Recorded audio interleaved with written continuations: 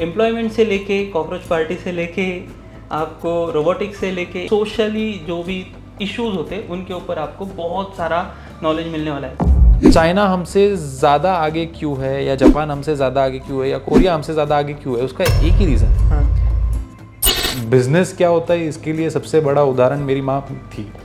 उसने मेरे को बोला कि तुम्हें पुलिस के पास भेजूंगा, तुम पायरेसी करते हो। इंजीनियरिंग तक आते वक्त पता चल गया था कि इंजीनियरिंग के बाद नौकरी करने जैसी हमारी परिस्थिति नहीं है। He still updated with the technology. School education is not sufficient. घर में कोई बिजनेस इंस्पिरेशन या व्यवसाय की दृष्टि से कोई जिसको गाइडेंस मेंटरशिप बोलते हैं वो कुछ था नहीं। खर्चा बहुत हुआ है ये इंडस्ट्री में। ह्यूमन इंटेलेक्चुअल जो है वो कॉन्स्टेंटली ग्रोइंग होता है। वो बचपन में पैदा होते वक्त सीख के नहीं आते हैं। इतनी सारी इन्फॉर्मेशन कलेक्ट करना, सब करना थोड़ा मुश्किल हो जाता है। Usage of AI is very expensive. उनको कूल करने के लिए सबसे ज़्यादा इलेक्ट्रिसिटी लगती है। इसके ऊपर बहुत बड़ा रिसर्च चालू है कि आप जो भी अभी टेक्नोलॉजी बनी है इट गेट्स हीट अप। बड़ा कंप्यूटर हुआ करता था, फिर छोटा है, आज के डेट में वॉच में बैठा है। तो सबसे बड़ा जॉब का खतरा हुआ था अकाउंटेंट्स को। जो बेरोजगार है वो निकम्मा है। आज सबसे ज़्यादा नौकरियां अवेलेबल है। ऑप्शंस इतने सारे कि वो ऑप्शंस की एंग्जाइटी हो गई। वो एंग्जाइटी दूर करने के लिए मेरे पास आज रील्स है।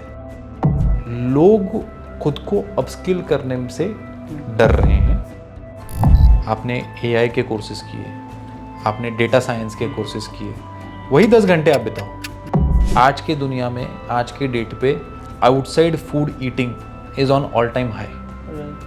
जो भी आपको लगता है कि ये पॉलिटिशियन इस फील्ड में नहीं होना चाहिए उसको अनफॉलो करो। आज मुझे सबसे ज़्यादा ज़रूरत और अच्छे इंजीनियर्स की है और अच्छे लोगों की है। एआई में हमारे बहुत सारे फाउंडेशनल मॉडल्स फेल हो गए हैं। हमने वहाँ पर देखा कि लोग किस किस गंदी तरीके से बेडशीट यूज़ करते हैं।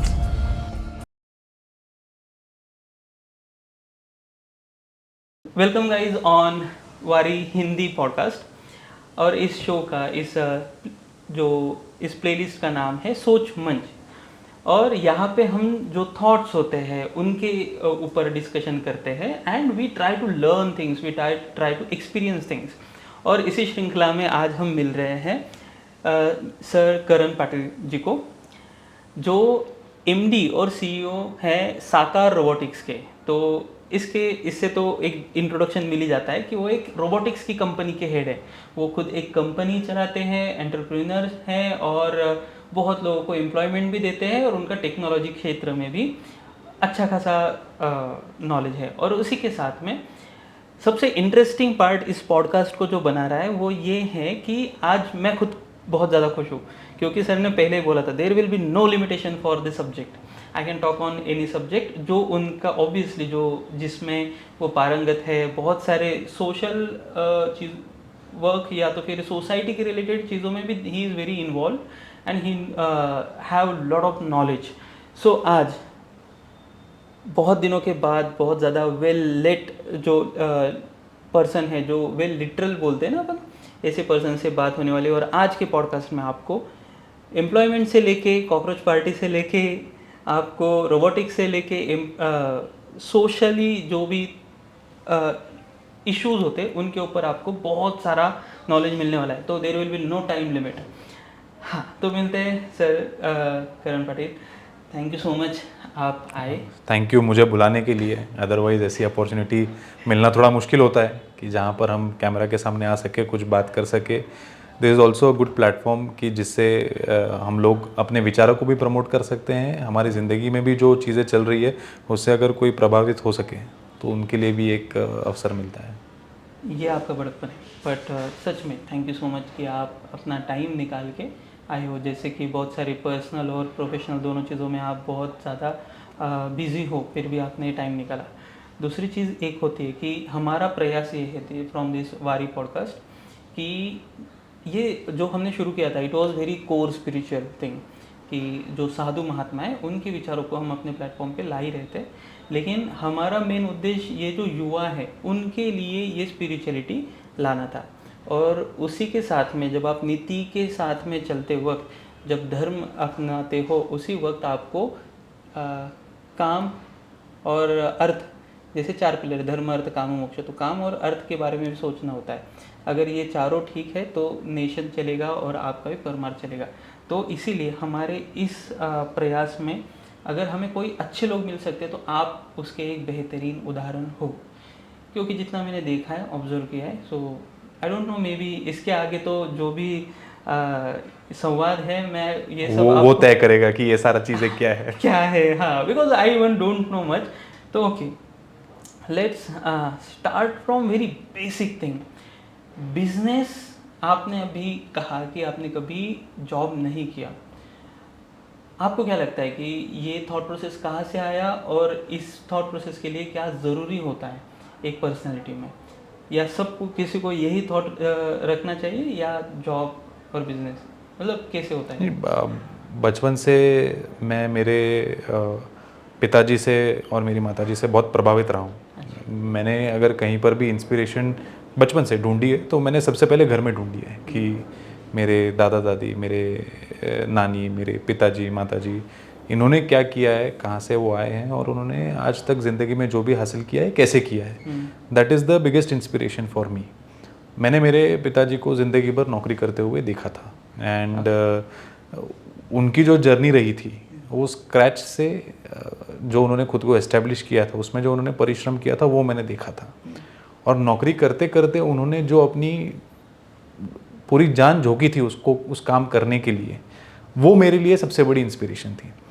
तो जब आप थोड़े बड़े हो जाते हो तो आपको ऐसे लगता है कि इतनी मेहनत अगर मैं करूँगा तो मैं तो इस दुनिया में कुछ भी हासिल कर सकता हूँ। और फिर हम एक पॉइंट पे ऐसा सोचते हैं कि अरे मेरे पिताजी अभी इतनी मेहनत करते तो ये ऐसा क्यों नहीं हो पा रहा है, वैसा क्यों नहीं हो पा रहा है। तो उस सोच से एक शुरुआत ये हुई थी कि अगर मैं इतनी मेहनत किसी एक कंपनी के लिए कर रहा हूँ या किसी एक विशेष प्रोजेक्ट के लिए कर रहा हूँ, वो मैं खुद के लिए करूँ तो उससे क्या हो सकता है। तो ये प्रयोग था, और उस प्रयोग से फिर कंपनी क्या होती है, कैसे होता है, वो तो घर में कोई बताने वाला है नहीं। दादाजी ने ज़िंदगी भर नौकरी की, पिताजी ने ज़िंदगी भर नौकरी की। कहीं पर भी घर में कोई बिजनेस इंस्पिरेशन या व्यवसाय की दृष्टि से कोई जिसको गाइडेंस मेंटरशिप बोलते हैं वो कुछ था नहीं, लेकिन सिर्फ एक विचार था कि खुद के समय को हम खुद के उपयोग के लिए कैसे लगा सकते हैं और उससे क्या हो सकता है। तो छोटी छोटी चीज़ें करना, मतलब बिजनेस क्या होता है इसके लिए सबसे बड़ा उदाहरण मेरी माँ थी। जब मैं छोटा था 5-7 साल का, तो मेरी माँ ने एक प्रयोग किया था कि घर पे बैठ के क्या करना है। तो एक कॉस्मेटिक कंपनी थी उस वक्त की, ओरिफ्लेम। तो वो उस कंपनी के प्रोडक्ट्स अपने फ्रेंड सर्कल में बेचना, चेन मार्केटिंग टाइप था कि that time it was very good. 2002-3 के आसपास का ये समय था। So I think that was the first seed. तब तो मुझे पता नहीं था कुछ भी, I was hardly 6-7 years old, but वो देखा था मैंने, वो एक चीज़ थी कि खुद के समय में। फिर बड़े होते होते मेरी मम्मी ने हमारा बेस गुजरात से है, सूरत से है, तो मम्मी ने बांधनी साड़ी और कपड़ा जो होता है गुजरात का बहुत फेमस है, बांधनी। बांधनी, हाँ बांधनी। तो वो महाराष्ट्र में जब हम रहते थे, नासिक में वगैरह, तो अपने दोस्तों में बेचना प्रयास किया और बहुत अच्छे से चला। एक घर में एक महिला को जब खुद के कमाई के पैसे आते हैं, सो वो that man can not feel that independence that she gets, वो एक पुरुष फील नहीं कर सकता है। तो वो मैंने देखा था। जावे त्याच्या वंशात तेव्हा काही, या तो फिर गुड़ की चव टेस्ट आप वो बता भी नहीं सकते, जानेंगे। करेक्ट। तो ये सारी छोटी छोटी चीज़ें थी जिससे मेरे मन में प्रयोग आया। तो सबसे पहला प्रयोग मेरे मन में आया था, मेरे पिताजी टेलीकॉम इंडस्ट्री में थे, तो मेरे पास हाई स्पीड इंटरनेट कनेक्टिविटी हुआ करती थी। मुझे कंप्यूटर बहुत जल्दी पता चला, मतलब 2002 में मेरे घर पे डायल अप कनेक्शन, विंडोज़ 98, ये सारा कंप्यूटर था। मेरे पास लैपटॉप वगैरह का एक्सेस, ये मेरी एक, जिसको हम लोग बोलते हैं ना कि एक एक्सेप्शनल केस में उस वक्त किसी के घर पे कंप्यूटर और इंटरनेट होना वो था। तो मैं उस चीज़ में पहले से आगे बढ़ सका, और मेरे पिताजी ने मुझे फ्रीडम दी थी कि कर तुझे जो करना है, या उन्होंने मुझे बहुत सारी चीज़ें सिखाई। तो मैंने सबसे पहला जो एक प्रयोग किया था कि बोलना नहीं चाहिए, लेकिन ऑनलाइन गेम्स डाउनलोड करो या म्यूजिक डाउनलोड करो और सीडी में बर्न करके वो सीडी बेचो। वो एक प्रयोग था। तो मेरे स्कूल के मित्र, ट्यूशन के मित्र, आजू बाजू सोसाइटी के मित्र, मैंने उनको बेचना शुरू किया। उस वक्त फिर मैंने एक बोर्ड लगाया सोसाइटी के गेट पे कि गाना डाउनलोड करके वीडियो मिलेगा, सीडी भर के मिलेगा। हाँ मैं तब छठी सातवीं कक्षा में था। साइड में साइबर कैफे वाला था, उसने मेरे को बोला कि तुम्हें पुलिस के पास भेजूंगा, तुम पायरेसी करते हो। तुरंत गूगल किया कि पायरेसी क्या होता है क्या नहीं। उस वक्त पता चला कि ये ऐसे भी हो सकता है, तुरंत जाके वो बोर्ड निकाला। उसके बाद वही 6-7 महीने एक दिमाग में कुछ ना कुछ होता है कि ये कर सकते हैं क्या, वो कर सकते हैं क्या। तो वैसे करते करते वो प्रयोग शुरू हुए। इंजीनियरिंग तक आते वक्त पता चल गया था कि इंजीनियरिंग के बाद नौकरी करने जैसी हमारी परिस्थिति नहीं है भगवान की कृपा से। जो भी हमको करना है हम खुद के बलबूते पे कोशिश कर सकते हैं, घर की परिस्थिति अच्छी है तो एक रिस्क फैक्टर लेने की चीज़ है हमारे पास। तो उसी वक्त फिर कॉलेज में जाते वक्त सोचा कि नौकरी के लिए नहीं जाएंगे, प्लेसमेंट वगैरह उसमें नहीं करेंगे, कुछ ना कुछ खुद के बिजनेस से रिलेटेड, स्टार्टअप से रिलेटेड करेंगे। तब तक आप जब पढ़ना शुरू करते हो, देखते हो, न्यूज़ देखते हो तो पता चल जाता है। तो मुझे पढ़ना बहुत पसंद है, न्यूज़पेपर हुआ, मैगजीन्स हुए, ब्लॉग्स तब मैंने बहुत पढ़े थे। तो ये स्टार्टअप वगैरह मुझे 10वीं 11वीं कक्षा तक पता चल गया था। मतलब 9th to 12th ये 4 साल मेरे लिए बहुत मुश्किल रहे, क्योंकि उस वक्त मुझे पढ़ाई करनी थी और बाकी सारी चीज़ें नहीं सोचनी थी। तो वो मेरे लिए बहुत बड़ी कठिन समय था कि मैं पढ़ाई पे फोकस करूँ, बोर्ड्स करूँ। मेरे मम्मी पापा का वो प्रेशर था। आप कैसे थे पढ़ाई में 9th से लेके 12th तक, ये जो आपका टाइम गया? क्योंकि ये वाला, इसमें अगर आपके दिमाग में कोई भी थॉट आता है, you get very possessed with that thought. Correct. और एट द सेम टाइम अगर आप पढ़ाई भी कर रहे हो तो प्रेशर भी इसी वक्त ज़्यादा रहता है। 10th आने वाली रहती है, 11वीं तो कंसिडर भी नहीं होती, तो उसे 12th ही कंसिडर करते हैं, बिकॉज दोज आर 2 जंक्शन। तो इस टाइम में आप पढ़ाई में कैसे थे? बिकॉज ये सब दिमाग में अगर बैक ऑफ द हेड चल रहा था। सच बोलना है कि गलत बोलना है? मतलब आज तक की स्टोरी ऐसी हुआ करती थी कि मैं पढ़ाई में अच्छा नहीं था, ये सारा अच्छा करता था, लेकिन मतलब एज आई सेड मैं बहुत पढ़ता हूँ। मेरे अंदर क्यूरियोसिटी पहले से बहुत ज़्यादा थी। So I was among 1, 2, 3 in my classes throughout. मतलब बचपन में भी, आगे भी, एंड बाकी चीज़ें करते हुए। तो मुझे कभी एक्स्ट्रा पढ़ के एक्स्ट्रा मार्क्स लाने की ज़रूरत नहीं पड़ी। मैंने 1 बार पढ़ा, 2 बार पढ़ा, मुझे मार्क्स आ जाते थे। मतलब मैंने कभी एग्ज़ाम के पहले पढ़ाई शुरू नहीं की थी।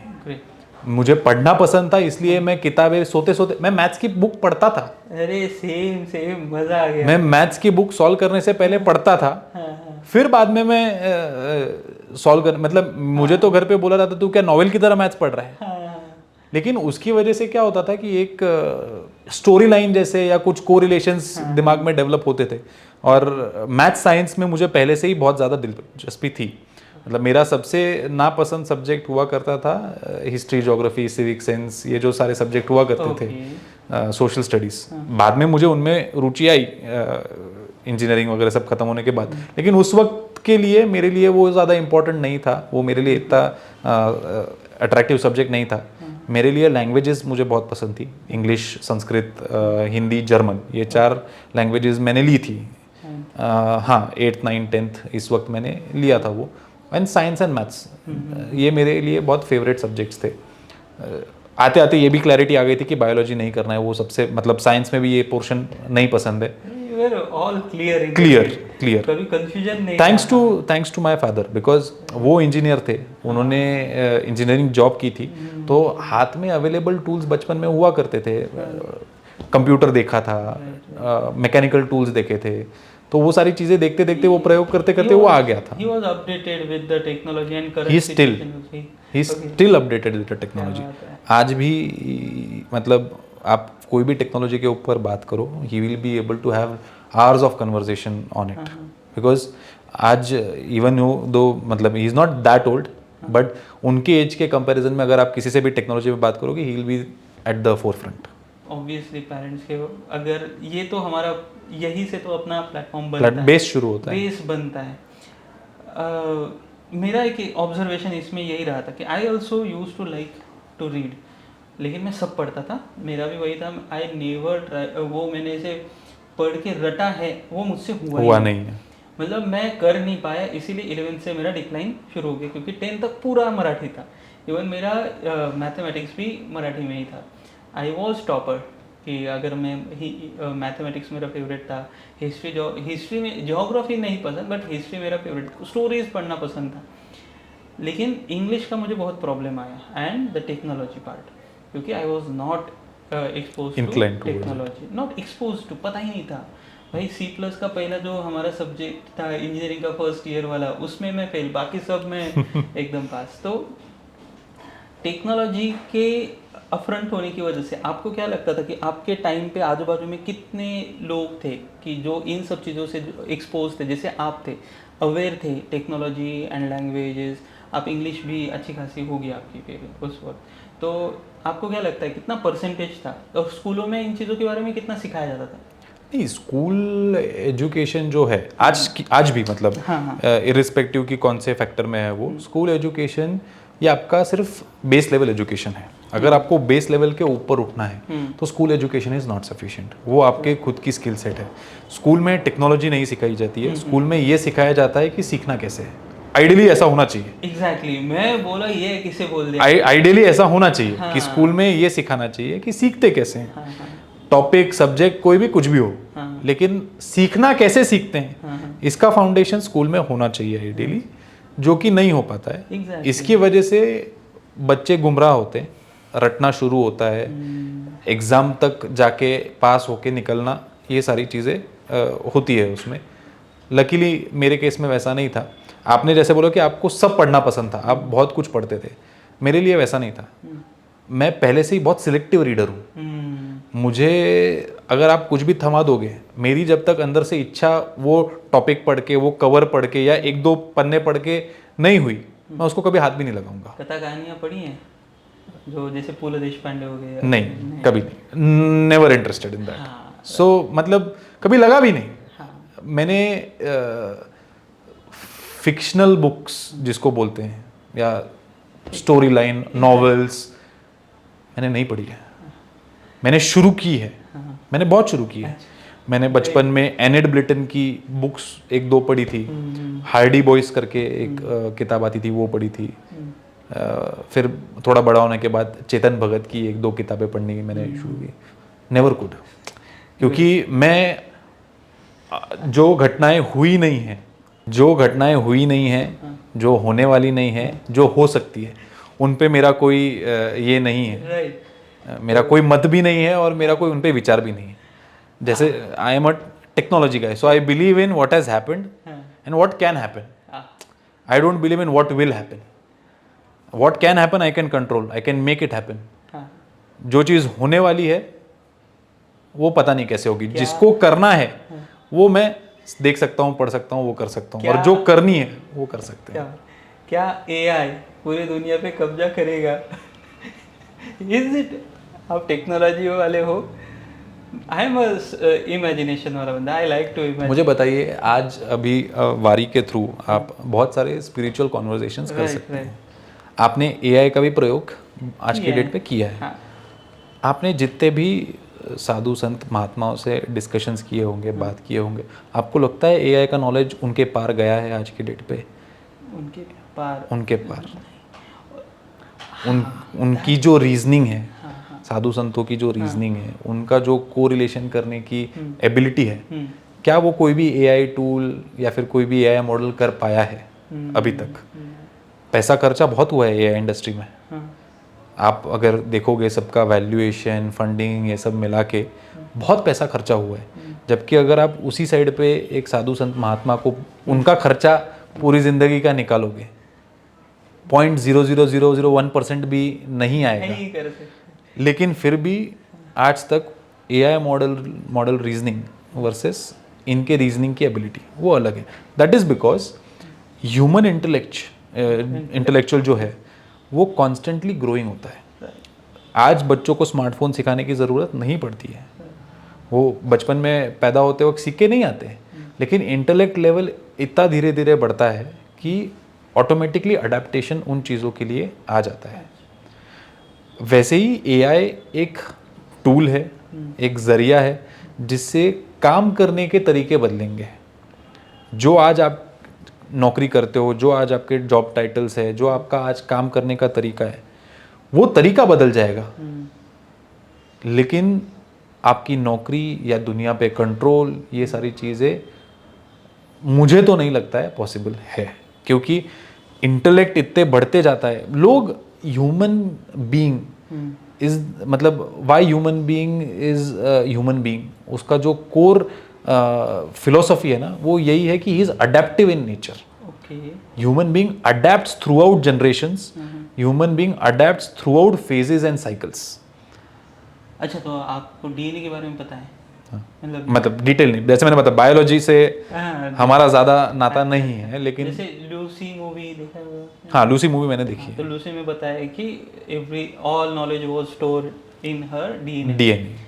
तो उस हिसाब से शायद आप बता रहे हो कि ह्यूमन एक हर सेल में डीएनए में इतना सारा इन्फॉर्मेशन ऑलरेडी स्टोर्ड हो गया कि एआई को कितना भी फीड किया तो वो उस लेवल को मैच नहीं कर पाएगा। हाँ, एआई भी एक चीज़ है, अगर आप देखोगे तो उसका एक कट ऑफ पॉइंट होता है नॉलेज का।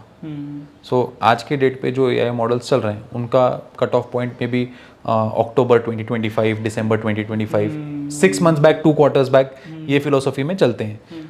उसके आगे की जो इन्फॉर्मेशन है उसके ऊपर के रीजनिंग मॉडल्स स्ट्रांग नहीं होते, उसके ऊपर information models, recreation models strong होते हैं, रीजनिंग मॉडल्स स्ट्रांग नहीं होते। रीजनिंग मॉडल्स का जो भी ट्रेनिंग होता है वो आज जो अभी मई 2026 में है, उनका कट ऑफ डेट होगा दिसंबर 26। 6 मंथ्स लैगिंग है, क्योंकि इतनी सारी इन्फॉर्मेशन कलेक्ट करना, सब करना थोड़ा मुश्किल हो जाता है। Informative models can be up to date, लेकिन जो रीजनिंग मॉडल्स हैं उनका एक कट ऑफ टाइम होता है, आपको उनको बार बार रीट्रेन करके, पैरामीटर ट्यूनिंग करके सब करना पड़ता है। अच्छा, और एक बहुत इंपॉर्टेंट चीज़ जो आज के डेट पे बहुत रिलेवेंट है, अभी इसी हफ्ते की लेटेस्ट न्यूज़ के हिसाब से, AI usage of AI is very expensive. So ये हो सकता है कि ये सभी के क्षमता के लिए नहीं है। उसकी अफोर्डेबिलिटी ही, उसका बिजनेस मॉडल ही वायबल ना बने, ये इसके बहुत चांसेस और प्रोबेबिलिटी है। क्या बात है, रीसेंट न्यूज़ है, बहुत सारी कंपनियां एआई यूसेज लिमिट कर रही है अपनी ऑर्गेनाइजेशंस में, क्योंकि जब rising cost of AI. Image बनाते हो या एक सवाल पूछते हो तो हजारों लीटर पानी वहाँ पे उसको कूल डाउन करने के लिए लगता है, जो उनके सर्वर्स हैं, डेटा सेंटर्स हैं, इंफॉर्मेशन है, एआई इंजीनियर्स है, जो कॉस्ट है, कॉस्ट ओवरहेड है। ये तो आपने बता दी कि आगे वाली एक बेसिक बूढ़े आदमी को अगर भी समझना ये चीज़, तो यहाँ से तो समझ में मुझे अभी क्लिक हुआ कि इतना सारा पानी लग रहा है, मतलब पानी का जो अभी समस्या चल रहा है, और वो बता दे, एक मैंने इसे मैसेज पढ़ा था कि जब आप एक सवाल पूछते हो एआई से तो इतनी एनर्जी वहाँ पे कंज्यूम होती है, बाकी इंफ्रास्ट्रक्चर और आगे का तो बात अलग है, तो उसको एनर्जी भी लगती होगी। तो अपने पास तो पहले ही लिमिटेड है जो एनर्जी, इलेक्ट्रिसिटी वगैरह की बात अगर हम करें तो electricity usage data centres, servers के लिए आज के डेट पे बहुत बड़ी समस्या है। उनको कूल करने के लिए सबसे ज़्यादा इलेक्ट्रिसिटी लगती है, उनके यूसेज के लिए नहीं, उन सिस्टम्स को कूल करने के लिए। अच्छा। सर्वर का आपका यूनिट इकोनॉमिक्स बैठ जाएगा, कूलिंग सिस्टम्स का सबसे ज़्यादा महंगा हमारे लिए है। इसलिए बहुत सारी companies under water deployments, space में डेटा सेंटर्स का डिप्लॉयमेंट ये एक्सप्लोर कर रही है कि जिसकी वजह से कूलिंग इश्यूज जो हैं दे कैन बी मिटिगेटेड। इसके ऊपर बहुत बड़ा रिसर्च चालू है कि आप जो भी अभी टेक्नोलॉजी बनी है, इट गेट्स हीट अप की वजह से प्रॉब्लम आते हैं कि इलेक्ट्रॉनिक बोर्ड स्टार्ट मिसबिहेविंग, बहुत सारी चीज़ों की वजह से आपका जो लाइफ है प्रोडक्ट की, सर्वर्स की, चिपसेट्स की, that gets decreased, and already global warming and everything is happening, we are sitting in heat, so cooling is the biggest cost in this. Damn it, मेरा पूरा सपनों का महल गिर गया। मतलब basically when we imagine about AI no, तो it's like कि भाई एआई है तो अभी मतलब बहुत बड़ा चेंज होगा वगैरह, एआई कितना पावरफुल है, लेकिन टेक्निकली अगर ये वो है एक कैसे अपनी लाइफ इजी करने में, बहुत सारे काम मिनटों में करने के लिए, लेकिन अगर उसके एज ए एंटिटी अगर मैं सोचूं उसके बारे में, तो जब ये डिस्कशन कर रहे हैं ना, तो वो बहुत छोटा छोटा होते जा रहा है, उसकी कैपेबिलिटी, मतलब वो लिमिटेशंस बहुत आ रहे दिख रहे हैं शायद। सी ये सब लिमिटेशंस भी ओवरकम होंगे, एआई आएगा। It is just that it's a revolution, like the computer revolution happened. पहले इतना बड़ा कंप्यूटर हुआ करता था, फिर छोटा आया, आज के डेट में वॉच में बैठा है। वैसे ही एआई का एवोल्यूशन आएगा। एक बहुत इम्पॉर्टेंट चीज़ बताता हूँ या फिर कोरिलेशन बताता हूँ। जब कंप्यूटर्स इंट्रोड्यूस हुए थे, हर एक देश में अलग अलग लोगों ने रिवॉल्ट्स शुरू किए थे। सो सबसे बड़ा जॉब का खतरा हुआ था अकाउंटेंट्स को कि अब कैलकुलेशंस कौन करेगा। अब तो कंप्यूटर कैलकुलेशंस कर रहा है। मेन फ्रेम कंप्यूटर्स की बात कर रहा हूँ मैं, जो पहले कैलकुलेटर अरिथमेटिक ऑपरेटर्स के लिए बने थे। तो उस वक्त बहुत जो भी कंपनीज कंप्यूटर्स अडॉप्ट करना चाहती थी तो वहाँ पर स्ट्राइक्स हुए, बहुत सारी चीज़ें हुए कि ये कंप्यूटर अगर अभी आएगा तो अकाउंटेंट्स की जॉब, कैलकुलेशंस करने वाले लोगों की जॉब चली जाएगी। तो उनको क्या मिलेगा, कैसे मिलेगा? आज उन्हीं अकाउंटेंट्स को आप बुला के बताओ कि आपको मैनुअली कैलकुलेशंस करना है और आप कंप्यूटर के साथ नहीं कर सकते। Nobody is going to do that. Computers जब महाराष्ट्र में भी आए थे, there was a big revolt internally in the government that अगर कंप्यूटर्स आने वाले हैं सिस्टम में तो गवर्नमेंट जॉब्स जाएंगी। उस खतरे को मिटिगेट करने के लिए एक कोर्स लॉन्च हुआ जो महाराष्ट्र में आज भी बहुत पॉपुलर है। टैली नहीं, MSCIT। That is a computer literacy course which makes you friendly towards computer, और वो आपको उस चीज़ का जो भय था वो कम करने में मदद में आया। और आज आप कोई भी सरकारी ऑफिस में किसी को भी बोलो कि नहीं कंप्यूटर पे आप काम नहीं कर सकते, nobody will do that job. वैसे ही AI का रेवोल्यूशन आएगा जहाँ पर सब लोग AI यूज़ करेंगे, सबके लिए AI का यूसेज बहुत इंपॉर्टेंट हो जाएगा और उसके बिना आप काम नहीं कर पाओगे। लेकिन काम नहीं जाएगा, आपको काम और करना पड़ेगा, काम करने के तरीके बदलेंगे। इसे थोड़ा सा अभी हम पीछे फिर से जाएंगे अपना जो जर्नी है वो पैरेलल चलते रहेगा। लेकिन AI के यूज़ से एक तो ये हो गया कि उसके अपने लिमिटेशन से उससे बहुत ओवरकम करना बाकी है। इट इज़ लाइक कि जो रिवॉल्यूशन या तो फिर जो ट्रांजिशन तब कंप्यूटर्स के टाइम पे देखा था लोगों ने, आज हम AI के बारे में देखने वाले हैं। लेकिन इसके साथ में दूसरा सवाल आता है अबाउट एम्प्लॉयमेंट। तो जैसे आपने कहा कि एम्प्लॉयमेंट जो है वो जाएगी नहीं, वो आएगी। तो अगर किसी को जैसे बेरोज़गारी का लोग बहुत बोलते हैं कि बेरोज़गारी सॉरी डायरेक्टली सब्जेक्ट शिफ्ट हो रहा है, but it is very relevant कि क्या बोलते हैं उसको, अनएम्प्लॉयमेंट है। तो एक रील भी मैंने देखा कि एक बिहारी बंदा था, वो एकदम चिल में बोल रहा था जो बेरोज़गार है वो निकम्मा है। वो बोला आदमी के पास अगर थोड़ी भी कुछ भी काबिलियत हो या तो फिर उसके मन में इच्छा है, वो बेरोज़गार हो ही नहीं सकता। इसके बारे में क्या आपका थॉट है कि जैसे कि अपन ने बोला कि AI के लिए भी जो अपडेट होगा वो लाइन में रहेगा ही, उसके लिए जॉब अपॉर्चुनिटीज़ बहुत है। आज देश में जो अनएम्प्लॉयमेंट का सवाल है, इज इट रियल और not? That's the completely false. आज जितनी नौकरियां हैं उतनी नौकरियां पूरे, जब से हमको ये विश्व पता चला है, जो भी पता चला है, उतनी कभी नहीं हाई टाइम पे थी। आज सबसे ज़्यादा नौकरियां अवेलेबल है, कोई भी सेक्टर उठा लो आप, which is not even impacted by AI, in that sector also आपके पास बहुत सारी जॉब्स अवेलेबल है। बेसिक एग्जांपल देता हूँ, हाउस कीपिंग एक्टिविटी में आपको लगता है कोई AI का यूसेज है, कोई कुछ है? कुछ नहीं है। फैसिलिटी मैनेजमेंट कंपनीज को सबसे बड़ी स्ट्रगल है, मैन पावर नहीं मिल रहा है, जिसकी वजह से वो प्रोजेक्ट्स नहीं ले पा रही है। इसलिए हमारे रोबोट्स वहाँ बिक रहे हैं कि वहाँ पर जॉब देने के लिए वो हैं, आप लेने वाले वहाँ पर अवेलेबल नहीं है। उसके पीछे के कई रीजंस हैं, मैं आपको इसको थोड़ा एक समय लेके डिकोड करके बताता हूँ क्या है। आज ऑप्शंस इतने ज़्यादा अवेलेबल है कि कौन सा चूज़ करो, इसमें लोग रील्स में ज़्यादा टाइम बिता रहे हैं। मतलब मैं आपको बताता हूँ कि ऑप्शंस इतने सारे कि वो ऑप्शंस की एंग्जाइटी हो गई। वो एंग्जाइटी दूर करने के लिए मेरे पास आज रील्स है। Exactly, it's a close loop, it's a completely close loop. आज अगर किसी मतलब अनएजुकेटेड या फिर पार्शियली एजुकेटेड बंदे को जॉब चाहिए तो वो फ़ोन लिटरेट तो आज के टाइम पे सब है, स्मार्टफोन लिटरेट सब लोग हैं। आज उसके पास ऑप्शन है कि वो डिलीवरीज का बिजनेस, खुद का freelancing job, I am giving a repute, you can do freelancing according to your time, कब आपको करना है क्या करना है वो शुरू कर सकता है। आप हाउस कीपिंग में जा सकते हो, वहाँ पर गवर्नमेंट के भी मिनिमम वेजेस बढ़ गए हैं। Now you get paid 25,000 rupees per month. अच्छा, अगर आप में धमक है आप दोनों कर सकते हो। आप सुबह 8 घंटे की ड्यूटी में आप एक रेगुलर जॉब करो, शाम के 4 घंटे में आप कोई गिग इकोनॉमी का कोई काम करो।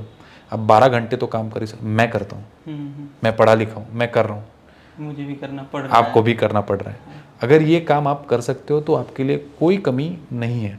प्रॉब्लम कहाँ आ रहा है, लोग खुद को अपस्किल करने से डर रहे हैं, डर रहे हैं या फिर उनके लिए ये डोपामीन इफेक्ट वाले जो अल्टरनेटिव्स अवेलेबल है ना वो इजीली अवेलेबल हो गए हैं कि मैं कुछ पढूं या मैं कुछ एंटरटेनिंग देखूं, इन दोनों में से आप कौन सा चूज करोगे? तो entertainment is coming on priority. दूसरी चीज, पहले जो होता था कि आप किसी भी एक जॉब में 10 साल 10 साल तो पिछले समय का टाइम था, लेकिन आप किसी भी जॉब में कुछ भी पढ़ के 30-35 साल आप आराम से निकाल सकते थे जो आपने पढ़ाई लिखाई की है उससे। फिर हमारी एक जनरेशन ऊपर का समय आया कि जहाँ पर आपको बीच में कहीं पर एक ट्रांजिशन करना पड़ा, खुद को अपस्किल करना पड़ा, तो जो कि कंप्यूटर का रेवोल्यूशन था कि उन्होंने प्री कंप्यूटर में भी काम किया है, पोस्ट कंप्यूटर में भी काम किया है। आज का वो साइकिल टाइम 20 साल से घट के 10 साल आ गया है और वो आगे जाके 5 साल आएगा। 3-4 साल, हाँ। यस, आपको हर 5 साल में खुद को अपग्रेड करना। जो अभी जनरेशन जॉब में लगेगी, जो काम में आएगी, they have to keep in mind कि उनको मिनिमम 5 साल में खुद को अपस्किल करना पड़ेगा, नए स्किल अडॉप्ट करने पड़ेंगे to be relevant and to get the new phases of job that will come. वो साइकिल छोटा हो रहा है। क्यों छोटा हो रहा है? Because ease of living is increasing. हाँ, ऑब्वियसली अभी ये छोटा हो रहा है, इसकी वजह से शायद तो हाँ उसका इम्पैक्ट ये है या उसका फ़ायदा ये हो रहा है कि ease of living is increase, that is the by product of technology. वो तो होते ही जा रहा है। बेसिकली जो ट्रांजिशंस है वो अभी बहुत फास्ट हो रहे हैं। मतलब जो पहले 5 साल 10 साल लगते थे, अभी ये 2-3 महीने में भी चेंजेस आ रहे हैं, नए नए अपडेट्स आ रही हैं। तो उसकी वजह से शायद ये चेंज हो रहा है। मतलब आज जो बंदा UI UX के लिए कोर्स कर रहा था, वो अभी उसका फिर से उसको उसमें अपडेट अगर लाएगा तभी उसी फील्ड में उसको अपडेट लाना है बस। तो शायद इसीलिए ये चेंज हो रहा है। लेकिन अभी इसमें एक चीज़ मैंने ऑब्जर्व की, जब अपना डिस्कशन हो रहा था, 2 प्रॉब्लम आ रहे एक ही बंदे को। एक तो उसको फियर आ रही है, फियर है कि और कैसे पढ़े, मतलब अभी जो नया आएगा उसको कैसे पढ़ूँ। तो इसके लिए आलस, फियर का बाय प्रोडक्ट आलस, या आलस का बाय प्रोडक्ट फियर है कि अगर तुम्हारे दिमाग में रहे कि ना आई एम समथिंग, मैं तो कुछ युग पुरुष हूँ, अमृत पुत्र हूँ, ऐसे शब्द यूज़ होते हैं अपने जब इंस्पिरेशन वाले, ठीक है। तो अगर कोई खुद को थोड़ा भी लायबल समझे तो सीखने के लिए कभी डरेगा नहीं। लेकिन most of the people dopamine के इसमें ब्रेन रॉट जिसे अपन कहते हैं, तो उनको ना डर रहता है। मैं खुद अगर मैं एक हफ्ता मेरा मोबाइल देखने या किसी सीरीज़ बिंज वॉच करने में चला गया, तो आगे के हफ्ते में वो दिन जब मैं उठता हूँ तो मुझे ऐसे डर रहता है, मैं टिकूंगा या नहीं, या नई चीज़ मुझे अगर सीखनी पड़ेगी। जैसे अभी मैं वीडियो एडिटिंग सीख रहा हूँ तो मुझे डर रहता था, लेकिन जैसे मैंने काम शुरू कर दिया वो डर भी चला गया and I got more excitement, ठीक है। तो ये फियर है लोगों को। अभी वो कहाँ से आ रही है तो अलग बात है। दूसरा है लोगों में प्राइड ज़्यादा है पैरेलली, कि मैं डिलीवरी का काम कैसे करूँ, मैं कचरा साफ करने का काम कैसे करूँ। करेक्ट। तो इस दोनों के चक्कर में वो सैंडविच होकर फंस रहा है। करेक्ट। अभी आपने एग्जाम्पल तो दिए कि एक डिलीवरी का दिया और हाउस कीपिंग का दिया। यहाँ पे तो मैं थोड़ा सा बाईपास कर देता हूँ इस चीज़ को, क्योंकि प्राइड तो रहेगा। अगर मैं ग्रेजुएट हूँ, मैं थोड़ी ना इस चीज़ के लिए ग्रेजुएट हुआ झाड़ू मारने के लिए या पोछा मारने के लिए। तो उसके लिए आपके पास क्या आंसर रहेगा? मैं आपको सीधा सीधा सवाल करता हूँ, आप आंसर, मतलब सवाल ये है मेरा कि आपने तो बता दिया हाउस होल्डिंग का, लेकिन मैं ग्रेजुएट हूँ, मेरी अनएम्प्लॉयमेंट का क्या आंसर है आपके पास? एकदम सिंपल है। आप एक जॉब करके एज अ ग्रेजुएट कितना कमाओगे? 30,000, 35,000। मैं इंजीनियर की बात नहीं कर रहा हूँ, आप BA BCom या कोई भी एक बेसिक डिग्री से आपने ग्रेजुएशन किया है, आप कितना कमाओगे? 20,000, 25,000, 30,000, 35,000, 40,000 आपने कमा लिए। आप उसके लिए कितना समय दोगे? 10 घंटे, ठीक है। अगर वही चीज़, वही 10 घंटे अगर आपने शुरुआत के फाउंडेशन में खुद को सस्टेन करने के लिए कोई भी एक चीज़ पकड़ ली, आप ड्राइवर बन गए। लेकिन बचे हुए समय में अगर आपने खुद को अपस्किल करना शुरू किया, आपने AI के कोर्सेज किए, आपने डेटा साइंस के कोर्सेज किए, वही 10 घंटे आप बिताओ। और जब तक सिचुएशन बदलती नहीं है तब तक आप उस पर काम करो और साथ में पैरेलली इसको पढ़ो, तो कोई आपको भय नहीं हो सकता। अच्छा, दूसरी चीज़, आप एक नौकरी पकड़ो जिससे आपका बेसिक खर्चा चल रहा है, आप पैरेलली डिलीवरी का भी काम करो। अच्छा, ये नहीं हो रहा है, आज के दुनिया में, आज के डेट पे outside food eating is on all time high. आप कुछ ना कुछ बना के तो खिला ही सकते हो। इसमें प्राइड और डिग्निटी का जो सवाल है ना, वो शुरुआत के 2 या 3 साल के लिए है। और वो सवाल जनरेट होना ही गलत है मेरे हिसाब से। आपको शर्म क्यों? अगर आपको करियर ही करना है, आपको ग्रेजुएट करते वक्त ये नहीं बोला गया है, या तो मेरे हिसाब से ग्रेजुएशन का कभी ये पर्पज़ होना भी नहीं चाहिए कि वो होने के बाद आपको रेडीमेड थाली पैसों की मिल जाएगी।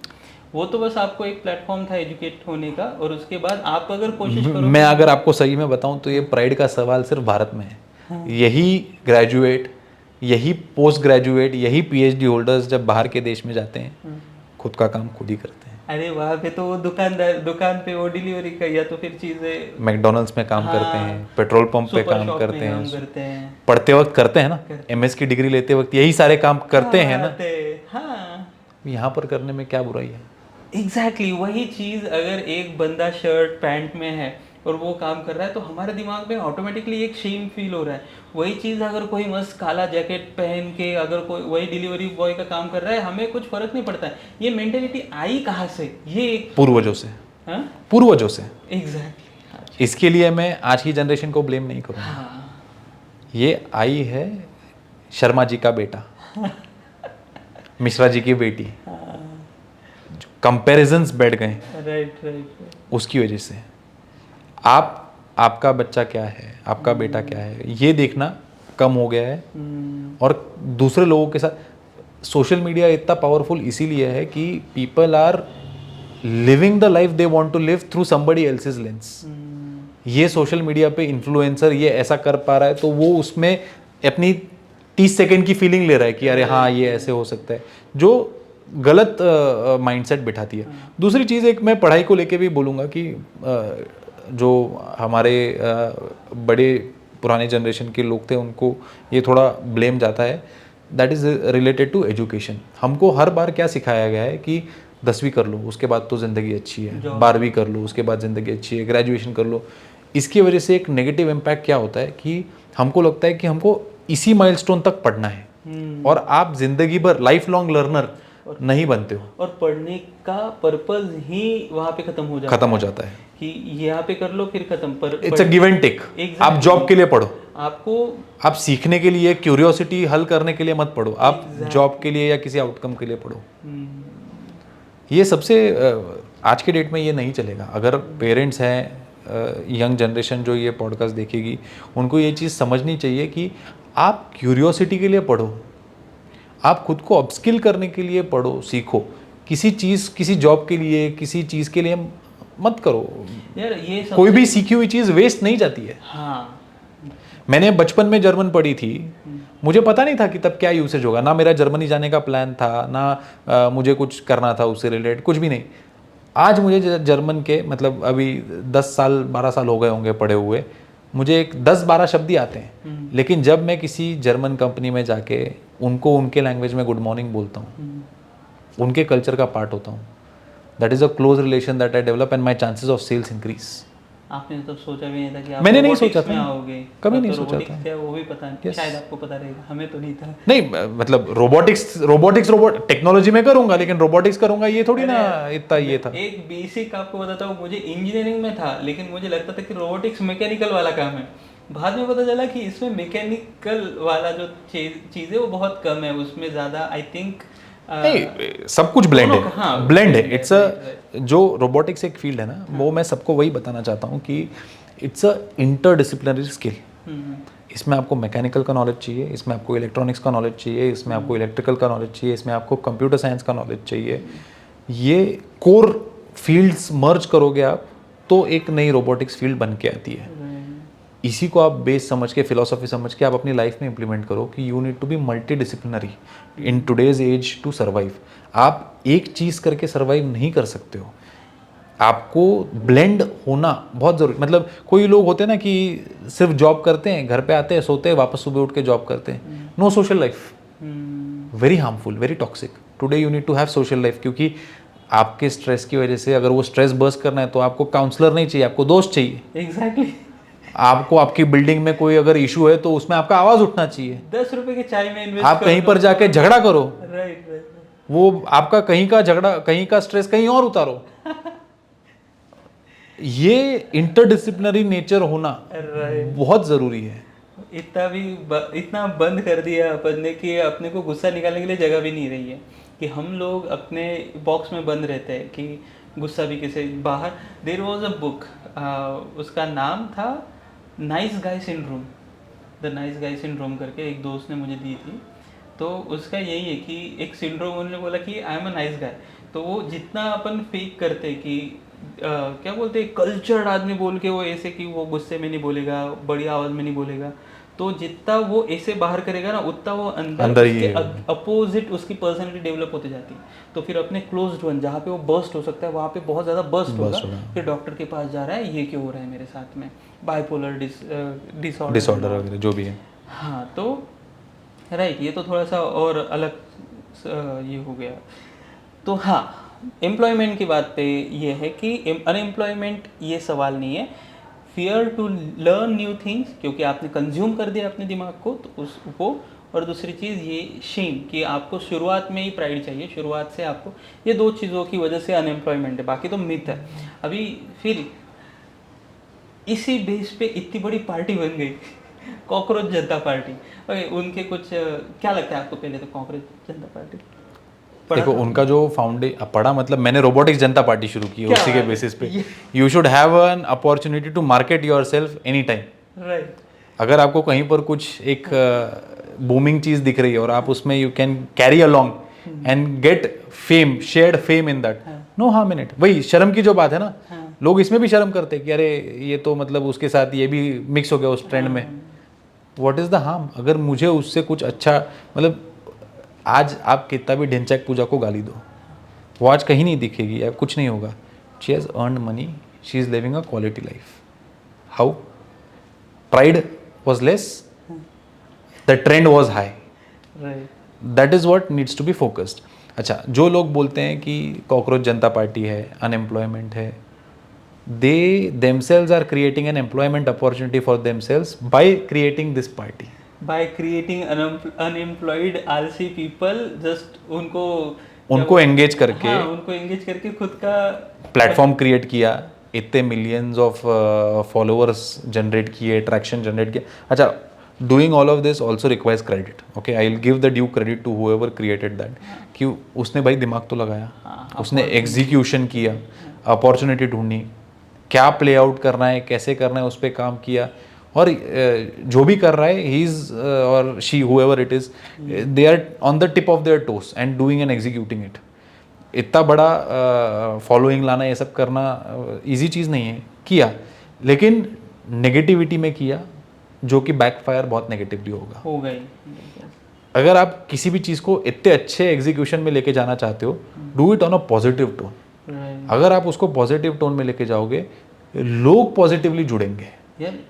नेगेटिवली लोग जुड़ना मतलब it's bound to die. Dhinchak पूजा बहुत शॉर्ट टाइम में वाइप आउट, ठीक है, जो भी कमाया, जो भी किया, सस्टेनेबिलिटी नहीं रही ना। अगर आप कोई भी चीज़ सस्टेनेबल करना चाहते हो तो वो पॉजिटिव टोन पे जाना बहुत ज़रूरी है। मेरा इस पे ना एक ही ओपिनियन है, मतलब मेरा ऑब्जर्वेशन ये रहा कि जैसे कॉकरोच जनता पार्टी राइज होने लगा, सब फॉलोअर्स बढ़ रहे थे, ये सब चीज़ें, उन्होंने वो कॉकरोच बोला एक अनएम्प्लॉयड पर्सन को, या तो फिर उन्होंने कलेक्टिवली जो सीजीआई थे उन्होंने बोला था कि कॉकरोच जैसे ये लोग, अभी उस चीज़ को उन्होंने पकड़ा, उसका अपॉर्चुनिटी ग्रैब किया, सब चीज़ साइड में। अभी उनके पास फेम आ गया, उन्होंने अपना वो क्या बोलते हैं उसको, पंचसूत्री कार्यक्रम जो भी है, वो मैनिफेस्टो उन्होंने लाइव किया, सब चीज़ें सही थी, मुझे लगा कि बढ़िया जा रहा है। लेकिन अचानक से वो टारगेट हो गया एक पर्टिकुलर पार्टी एंड ऑल, तभी उसको मुझे लगता था कि बहुत अच्छे शस्त्र को उन्होंने वेस्ट कर दिया।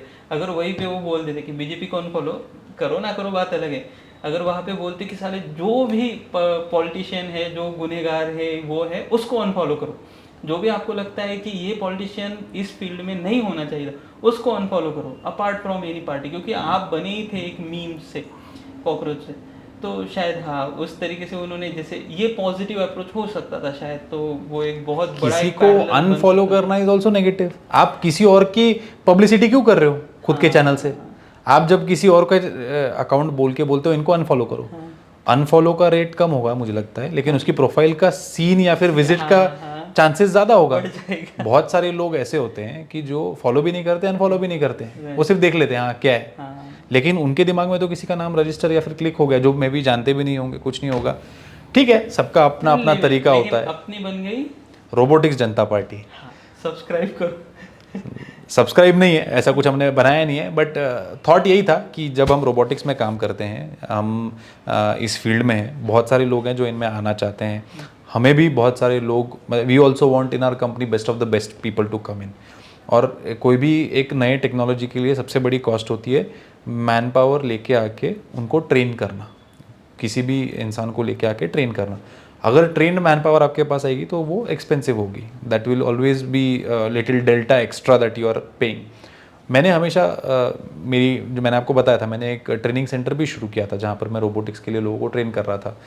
इस 2-3 साल के जर्नी में साका रोबोटिक्स में वो कहीं छूट गया, और मुझे लगा कि आज मुझे सबसे ज़्यादा ज़रूरत और अच्छे इंजीनियर्स की है और अच्छे लोगों की है। और ये अनएम्प्लॉयमेंट का अगर चक्कर चल रहा है कॉकरोच जनता पार्टी के साथ, तो एक रोबोटिक्स जनता पार्टी बनाते हैं जिनमें लोगों को जोड़ते हैं, उनको कहीं ना कहीं कैसे ना कैसे रोबोटिक्स के बारे में, एआई के बारे में कुछ चीज़ें सिखाते हैं, अपडेट करते हैं, और फिर वहाँ से एक अपने लिए साका रोबोटिक्स के लिए एक अच्छा टैलेंट पाइपलाइन क्रिएट करते हैं। तो एक जगह पे एक ये अनएम्प्लॉयमेंट बोल रहा है, हम यहाँ बोल रहे हैं आ जाओ भाई, अगर अच्छा करोगे तो we are ready to take you. If you want to be employed तो है ऑप्शन है खुले हुए, राइट। तो अभी यहाँ से ना थोड़ा सा ये तो सॉल्व हो गया कि एम्प्लॉयमेंट है, आपको उसके लिए थोड़ा तो खुद को थोड़ा तो चलना ही पड़ेगा। अभी थोड़ा सा ऊपर से नीचे आते हैं, फिर अभी साकार की तरफ। अभी के टाइम में इंडिया में, भारत में, जैसे भारत में रोबोटिक्स क्षेत्र में भारत कहाँ पर है, जो एक कंपटीशन ऑल ओवर यूनिवर्स चल रही है कि टेक्नोलॉजी की कंपटीशन है, मैन्युफैक्चरिंग की है, खास करके टेक्नोलॉजी की जब हम बात करते हैं तो भारत वहाँ पे उस रेस में कहाँ है, और ख़ास करके आप रोबोटिक्स में काम कर रहे हो तो रोबोटिक्स के क्षेत्र में स्पेसिफिकली कहाँ पर है? भारत का मूल जो फाउंडेशन है वो बहुत सालों पहले से टेक्नोलॉजी का रहा है। So technology is the foundation, लेकिन वो टेक्नोलॉजी अलग अलग दिशाओं में भटकी है भारत में। सो जैसे हमारे भारत में बहुत सारे आक्रमण हुए, बहुत सारी चीज़ें हुए, तो चीज़ों की जो वैल्यू थी वो डाइल्यूट होते गई over the generations, over the ages. लेकिन भारत का टेक्नोलॉजी का जो फाउंडेशन है वो रहा है लोगों में। भारतीय लोग टेक्नोलॉजी अडेप्टेशन में और इम्प्लीमेंटेशन में काफ़ी स्ट्रांग थे, इसीलिए आईटी बूम रहा। तो आईटी बूम में भारत ने शुरुआत एज अ सर्विसेज की, लेकिन टूवर्ड्स प्रोडक्ट नेशन भारत की जर्नी काफ़ी अच्छी रही हुई है। तो जिसमें जोहो के श्रीधर वेम्बू, इवन डॉक्टर आनंद देशपांडे, जिन्होंने आउटसोर्स प्रोडक्ट डेवलपमेंट, उसके ऊपर उन्होंने बहुत सारा काम किया। थोड़ा सा एक्सप्लेन कर सकते हो आउटसोर्स प्रोडक्ट डेवलपमेंट? ओपीडी नाम का कंसेप्ट है परसिस्टेंट में, जो आनंद देशपांडे सर ने डेवलप किया था। किसी भी कंपनी का प्रोडक्ट डेवलपमेंट ये आउटसोर्स कर देना किसी एक कंपनी को, that is outsource product development, जिसमें परसिस्टेंट वाज अ लीडर, और उनके लिए वो काफ़ी एक इम्पैक्टफुल जर्नी रही उनके बिजनेस को स्केल करने की, जिसमें जो बाहर की कंपनीज हैं उनको जो प्रोडक्ट डेवलपमेंट करने की कॉस्ट वहाँ लगती और यहाँ पर लगती, जो यहाँ के इंजीनियर्स का स्किल सेट लेके बना सकते थे, उसमें बहुत बड़ा डिफरेंस था। इसलिए उन्होंने, जिसको हम आज के डेट में कस्टमर के रिक्वायरमेंट्स लेके उसके हिसाब से प्रोडक्ट डेवलप करने की बात कही है, वो डेवलप करना शुरू किया। तो परसिस्टेंट ने अब कई सारे जो आईटी कंपनी, सॉफ्टवेयर कंपनीज है, उनका भी वही ये रहा है। लेकिन शुरुआती दौर में it was just a service to existing BPOs और एग्जिस्टिंग सॉफ्टवेयर डेवलपमेंट प्रोसेसेस, कि वहाँ पर एंड प्रोडक्ट आर्किटेक्चर ये सारे चीज़ें उन्हीं के देशों में है, लेकिन एग्जीक्यूशनरी जॉब जो है, कोड लिखना, बताई गई तरीक़ों से लिखना, एल्गोरिदम भी डिसाइडेड हो गई है, लॉजिक भी डिसाइड हो गया, उसको सिर्फ एग्जीक्यूट करना, यहाँ से भारत ने शुरुआत की थी। लेकिन आज हम लोग खुद के प्रोडक्ट्स के बलबूते पे पूरी दुनिया में अलग अलग चीज़ें दे पा रहे हैं सॉफ्टवेयर के क्षेत्र में। सच में? यस। मतलब जो अभी मैंने कहा, जैसे कि लेबर के लिए ज़्यादा हम लोग जाने जाते हैं कि कॉल सेंटर्स हो गए, आईटी में जैसे अभी आपने बताया कि वो तो बस एंड वाला जो काम था उसको सीधी भाषा में हम लेबर वर्क कह सकते हैं ना। तो नहीं, उसकी शुरुआत वैसे हुई। अच्छा। लेकिन हम लोगों ने काफ़ी अच्छा पिकअप किया software industry, I am only talking about software industry, बाकी सारे क्षेत्र में मैं बात नहीं कर रहा हूँ। सॉफ्टवेयर इंडस्ट्री में शुरुआत लेबर या एग्जीक्यूशनरी चीज़ों से हुई, लेकिन उसका सबसे बड़ा एडवांटेज ये रहा कि जो इकोसिस्टम डेवलप हुआ उसको बनाने के लिए, वो करने के लिए, वो इकोसिस्टम काफ़ी हद तक अच्छा रिवॉल्व हुआ खुद के प्रोडक्ट डेवलपमेंट तक जाने के लिए। तो आज हमारे देश में अच्छे सॉफ्टवेयर आर्किटेक्ट हैं, अच्छे क्लाउड आर्किटेक्ट हैं, जो कि सिर्फ एग्जीक्यूशन लेवल पे नहीं लेकिन आर्किटेक्चर लेवल पे, अल्गोरिथमिक लेवल पे, डिप्लॉयमेंट लेवल पे सोच सकते हैं। लेकिन ये सब लोग बाहर जाके काम किए, और जैसे अभी जोहो के जो फाउंडर है उनके भी स्टोरी वही है, वो बाहर जाके उन्होंने काम किया। अब they are trying to establish, और धीरे धीरे उनके प्रोडक्ट मतलब हाँ मेन स्ट्रीम भी हो रहे हैं। जो हो गया अभी वो नया उडू वगैरह हो गया, तो उडू इंडिया का नहीं है। इंडिया का नहीं है, अरे साला shit। तो ठीक है, जो की बात करते वो एक है जिसको हम जानते हैं, तो इस केस में तो हम ये बोल नहीं सकते ना कि we are doing very good. हम तो फिर भी अभी बहुत पीछे ही है कि देखो, अगर मैं सच में कहूँ तो हम काफ़ी पीछे हैं। हाँ। बहुत सारे क्षेत्रों में काफ़ी पीछे। एआई में हमारे बहुत सारे फाउंडेशनल मॉडल्स फेल हो गए हैं। गवर्नमेंट का भी इसमें बड़ा हाथ है कि government was not government could not sense this coming very early on. ठीक है, इंडस्ट्री के लोग बाहर जाके नौकरी कर रहे थे, वो वहाँ पर खुश थे, उन्होंने वहाँ पर जाके बहुत कंट्रीब्यूशन दिया एआई फील्ड में, बहुत काम किया एआई की फील्ड में। इंडिजीनियस डेवलपमेंट जो होना चाहिए था, भारतीय डेवलपमेंट जो होना चाहिए था, वो नहीं हो पाया क्योंकि पॉलिसी रिफॉर्म्स, गवर्नमेंट इंटरवेंशन, ये बहुत वीक रहा है हमारा। चाइना की आपने बात की, आपने चाइना के उस पार सवाल पूछा कि चाइना इस सब में तेज़ है क्या? हाँ है, वो हमसे कई गुना आगे है डेवलपमेंट में, क्योंकि उनकी पॉलिसी और उनका गवर्नमेंट कंट्रोल भी उतना ज़्यादा है। वहाँ लेबर लॉ नहीं है, आप किसी भी हद तक काम कराइए, कुछ भी कराइए, नॉट गुड। जो बुरा है वो बुरा है, जो अच्छा है वो अच्छा है। लेकिन उस चीज़ की वजह से जो एडवांटेज रहा, कंट्रोल एंड रिस्ट्रिक्टेड थिंग्स, वो उनके फेवर में गया, और उनके पॉलिसी इम्प्लीमेंटेशंस का, उनके पूरे डेवलपमेंट का एग्जीक्यूशन काफ़ी फास्ट रहा। एग्जैक्टली कल परसों एक बंदे से बात हो रही थी, he was kind of criticising BJP and all, I am okay with that, but वो उसका यही है कि चाइना, हम लोग डिक्टेटरशिप की तरफ जा रहे वगैरह, ये एक पॉइंट था। मेरे मन में एक सिंपल सा सवाल आया कि हमें क्या चाहिए? हमें चाहिए फास्ट प्रोग्रेस, हमें चाहिए competition with America and China, लेकिन क्या हम चाइना से सच में कॉम्पीट कर सकते हैं? आपने अभी बोला कि वहाँ पे लेबर लॉ नहीं है, अपने यहाँ पे लेबर लॉ हद से ज़्यादा है। शायद लेबर लॉ की जाने तो मेंटेलिटी बहुत ज़्यादा है कि हमें ये नहीं चाहिए, पहले से ही हमारा वो कामगार चळवळ वगैरह, या तो फिर अपने यहाँ पे इजीली लेबर नहीं मिलता है, तो हम उस क्षेत्र में तो मेरे हिसाब से उस हिसाब से कॉम्पीट कर ही नहीं पाएंगे ना चाइना को। आज के डेट पे कंपटीशन सच में नहीं है। वो कंपटीशन हमको अगर डेवलप करनी है तो जो हमने पहले बात की थी, अनएम्प्लॉयमेंट और उस सब के बारे में, प्राइड, डिग्निटी, लोगों को ये सब चीज़ें छोड़नी पड़ेंगी और ऑन ग्राउंड आके काम करना पड़ेगा। गवर्नमेंट बदलेगी नहीं बदलेगी, क्या होगा, आज बीजेपी है, कल कोई और होगा, उसके बाद वापस बीजेपी आएगी, नहीं, it keeps on changing. We are not in control of that. हम जिस चीज़ को कंट्रोल कर सकते हैं उस पर फोकस अगर करें, और अगर हम लोग हमारे एंड से देश और देश की जनता और यूथ अगर एकजुट होके, वहीं पर सबसे बड़ा प्रॉब्लम आता है, एकजुट होना। अगर किसी चीज़ को अच्छे से करना चाहे तो वो 100% कंपटीशन कर सकती है। मैं एक ही चीज़ बताऊंगा, चाइना हमसे ज़्यादा आगे क्यों है, या जापान हमसे ज़्यादा आगे क्यों है, या कोरिया हमसे ज़्यादा आगे क्यों है, उसका एक ही रीज़न है, वो हमसे ज़्यादा डिसिप्लिन्ड है। एग्जैक्टली हमारे यहाँ पर हम लोग ज़्यादा स्मार्ट है, लेकिन that is a disadvantage which could be an advantage. Everyone is smart, वहाँ पर everyone is not smart, but they have a discipline for execution. हमारे यहाँ पर हमारी स्मार्टनेस हमको एग्जीक्यूशन के डिसिप्लिन से रोकती है। अभी कल एक बात हमने देखी कि इंडिया कितना स्मार्ट है, तो जब भी कोई नया रूल आता है तो अपने स्मार्टनेस का लग जाती है काम में, उसमें से लूप होल निकालने की। कोई भी नया टेक्नोलॉजी आ जाता है तो उसको ठीक से गवर्नमेंट अगर हाँ वो ये आया था रोड का, ये क्या बोलते हैं वो आरटीओ वाले रहते ना, चलन सिस्टम, हाईवे पे चलते वक्त टोल प्लाजा पे उन्होंने एआई कैमरास लगा दिए कि अभी आपको रुकने की जरूरत नहीं, एआई कैप्चर करेगा, आपको रिसिप्ट मिल जाएगी। अभी लोगों ने नंबर प्लेट्स डिजाइन किए कि वो कैसे कैप्चर नहीं होंगे, वो वन कुछ तो रहता है ना कि वो कैमरा कैप्चर ही नहीं कर पाएगा, वो आएगा तो ऑटोमेटिक डिटेक्ट करके वो उसको कवर कर लेगा। यहीं पर मैं आपको एक सबसे बड़ी डिसिप्लिन की बात बताता हूँ।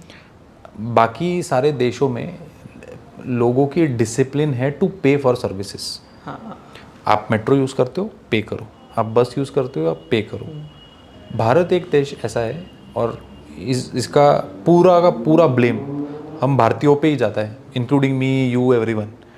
We don't have a discipline to pay also. Right, We try to identify ways to save money which we waste in some other ways. Exactly. Tax कैसे बचाए, टोल कैसे बचाए, ये कैसे करें, उसमें जो हम टाइम वेस्ट करते हैं और उसका जो मॉनेटरी वैल्यू है वो बहुत बड़ा है, वो हम लूज कर देते हैं। अगर हमने किसी चीज़ को यूज़ किया है, किसी चीज़ की सर्विस ली है, उसके लिए हमको पे करना हमारा ये होना ही चाहिए। अब कुछ लोग इसमें बोलेंगे कि वैसे सर्विसेज तो मिले, बस अच्छी नहीं है, रोड अच्छा नहीं है, उसमें भी मैं लोगों को ही दोष दूंगा, आपने वो अच्छी रखी नहीं है। आज साका रोबोटिक्स का सबसे बड़ा कस्टमर इंडियन रेलवेज है। इंडियन रेलवेज के लिए हमने एक प्रोडक्ट बनाया है जो बेडशीट की क्वालिटी को इंस्पेक्ट करता है, और वो क्वालिटी अच्छी हुई तो वो आगे पास करके पैसेंजर तक जाती है, अगर वो क्वालिटी ख़राब हुई तो वो रिजेक्ट करता है। क्वालिटी कैसे अच्छी होगी, उस पर दाग धब्बे क्या हैं, उसकी वाइटनेस कैसी है, कहीं पर फटी नहीं है, तो उसके लिए हमने AI बेस्ड कैमराज लगाए और उससे चेकिंग करते हैं। हमने वहाँ पर देखा कि लोग किस किस गंदी तरीके से बेडशीट यूज़ करते हैं। खून के दाग, शू पॉलिश के दाग, खाना खाते हैं तो उसके ऊपर डब्बा रखते हैं और तेल के दाग। इंडियन रेलवेज जितना बड़ा इंफ्रास्ट्रक्चर इस दुनिया में कहीं नहीं है। एग्जैक्टली। जितने एम्प्लॉयज़ इंडियन रेलवेज के हैं वो दुनिया में कहीं नहीं है। आई थिंक वर्ल्ड का टॉप 5 एम्प्लॉयर्स में से एक इंडियन रेलवेज है, वर्ल्ड का। बाप रे। जितने पैसेंजर्स इंडियन रेलवे से ट्रैवल करते हैं उतना कोई और मीडियम ऑफ ट्रांसपोर्टेशन से पूरे दुनिया में कोई पैसेंजर नहीं होगा। हम भारतीय रेल आज के डेट में फुल्ली बुक्ड है, जिसके ऊपर और विवाद है कि टिकट नहीं मिलते, ये नहीं मिलता, वो नहीं मिलता। इतना बड़ा इतना इंफ्रास्ट्रक्चर खड़ा करना इज़ अ चैलेंज। ठीक है, चाइना ने अपने तरीके से उसको सॉल्व किया है। आपने जो बोला डिक्टेटरशिप और वो सब, वहाँ पर they can focus on it. यहाँ पर एक लाइन बनती है, 10 लोग आते हैं कि यहाँ से लाइन मोड़ो, वहाँ से वो करो, ये करो, वो करो। इसका सबसे बड़ा प्रॉब्लम है freedom of speech. Freedom of speech is not important, freedom of where to speak is important. आपका इम्पोर्टेंट कहाँ पर है, किस, it's all about discipline at the end of the day, कि किसको कहाँ बोलना चाहिए, कैसे बोलना चाहिए, उस पर भी बहुत बड़ा एक असर आता है। बनेगा ही बनेगा उसमें तो कोई। तो ये डिसिप्लिन की वजह से ही सारा रूट कॉज आता है। और जो आपने बोला कि चाइना के साथ कंपटीशन में कहाँ हैं हम लोग, तो हम लोग सच में आज के डेट पे वो कंपटीशन में पीछे हैं। चलो हम कहाँ आगे जा सकते हैं वो भी मैं बताता हूँ। लोग वापस भारत में जो सारी रोबोटिक्स कंपनीज है या नए टेक्नोलॉजी की कंपनीज है, वो थोड़ी एक गलत अप्रोच से जा रही है। We are recreating and re inventing the same wheel, जिसको हम लोग बोलते हैं ना कि कॉपी पेस्ट बिजनेस मॉडल हम लोग ट्राई कर रहे हैं। वो होता है, चाइना में ह्यूमनॉइड्स बने, भारत में भी ह्यूमनॉइड्स बनाओ। यूएस में कुछ और रोबोट बने, कोबॉट्स बने, कुछ बने, वो भी आप यहाँ पर बनाओ। कोई ये नहीं सोच रहा है कि अगर ये चीज़ बनी हुई है तो उसको डिप्लॉयमेंट पे फोकस करो और पैसा कमाओ ना।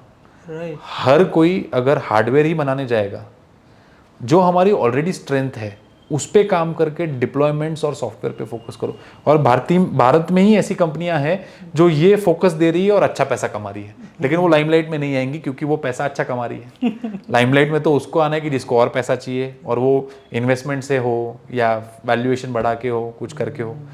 जो भी कंपनीज आज के डेट में अच्छा बिजनेस कर रही है रोबोटिक्स में, they are on the deployment side, not on the manufacturing or hardware side from India, because hardware is now made available. Improvements are happening at a much rapid pace in other countries. Bharat में आपका अगर software का base है, इतने ज़्यादा software engineers है, हर साल इतने इंजीनियर्स निकल रहे हैं, आप उनको यूटिलाइज करके कस्टमर डिप्लॉयमेंट्स पे फोकस करेंगे तो ज़्यादा बड़ी बिजनेस अपॉर्चुनिटीज़ में है, जहाँ पर हम भी फोकस कर रहे हैं। तो इसमें जैसे आपने अभी कहा कि हमें उनके जैसे प्रोग्रेस करने की ज़रूरत नहीं है, उनके सेम ट्रैक पे आके कंपटीशन करने की ज़रूरत नहीं है। तो अभी यहाँ पे एक थोड़ा सा जो अपना लास्ट वाला था उसका थोड़ा एक्सटेंशन।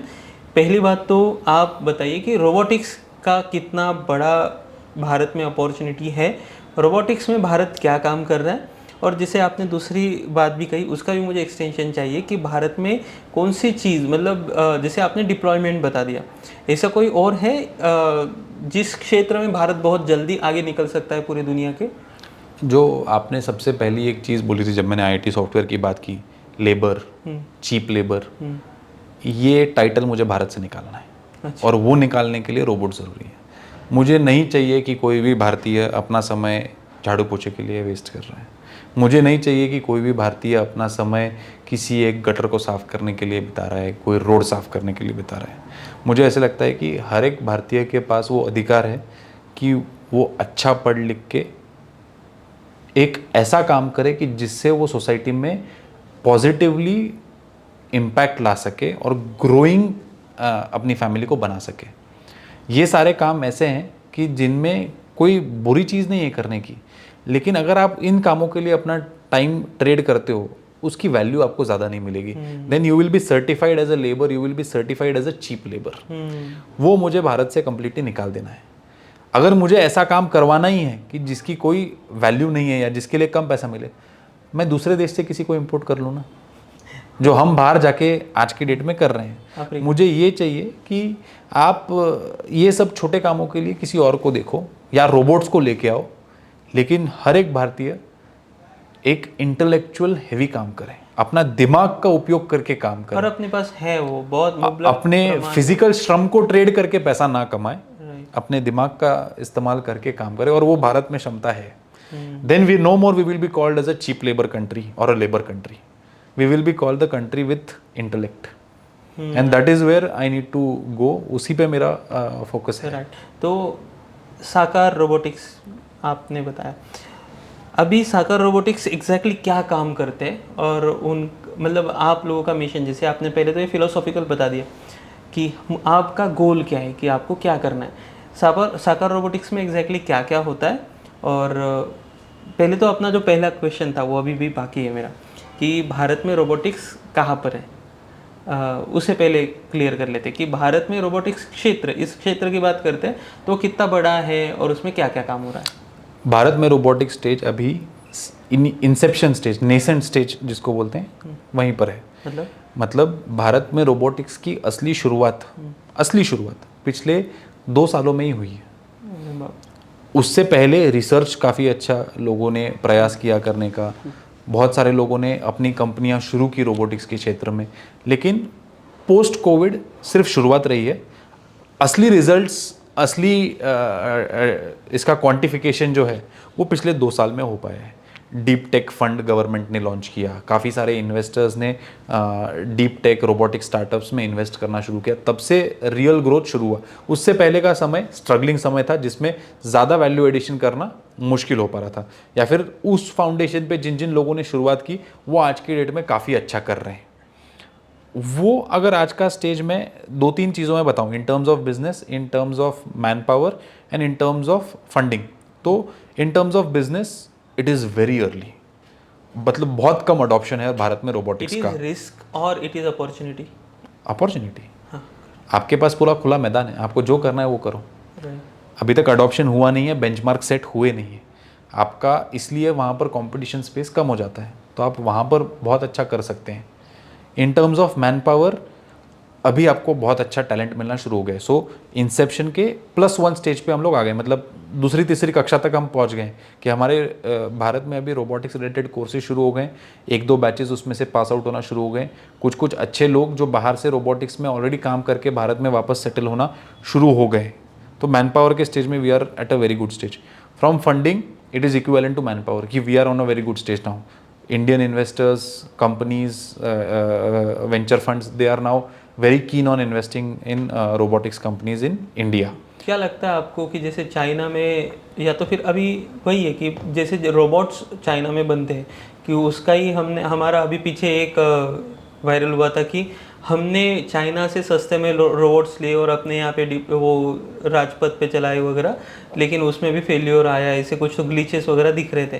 तो उस हिसाब से अगर हम अभी बात करें कि उस तरीके का प्रोडक्शन करने के लिए भारत को कितने साल लगेंगे, मतलब उस टेक्नोलॉजी तक पहुंचने या अगर सही से किया जाए, ये सवाल थोड़ा मॉडिफाई करूंगा मैं, कितने साल लगेंगे ये सवाल नहीं है। आप किसी भी एक टेक्नोलॉजी एक्सपर्ट को लेके आओ, बहुत सारा पैसा डाल दो, एक दिन में पूरा इंफ्रास्ट्रक्चर खड़ा हो जाएगा और प्रोडक्शन स्टार्ट हो जाएगा। सवाल ये है कि हमें सच में ज़रूरत है क्या ऐसा करने की। जापानीज़ कंसेप्ट है कि ट्राई टू रिड्यूस वेस्ट। ये Toyota TPMS, Toyota production management systems और इन सब में सिखाया जाता है कि आप वेस्ट को रिड्यूस करना सीखो। इसीलिए कंसेप्ट आया kaizen, just in time, Ikigai, ये सारे वही कंसेप्ट है, ट्राई टू रिड्यूस वेस्ट।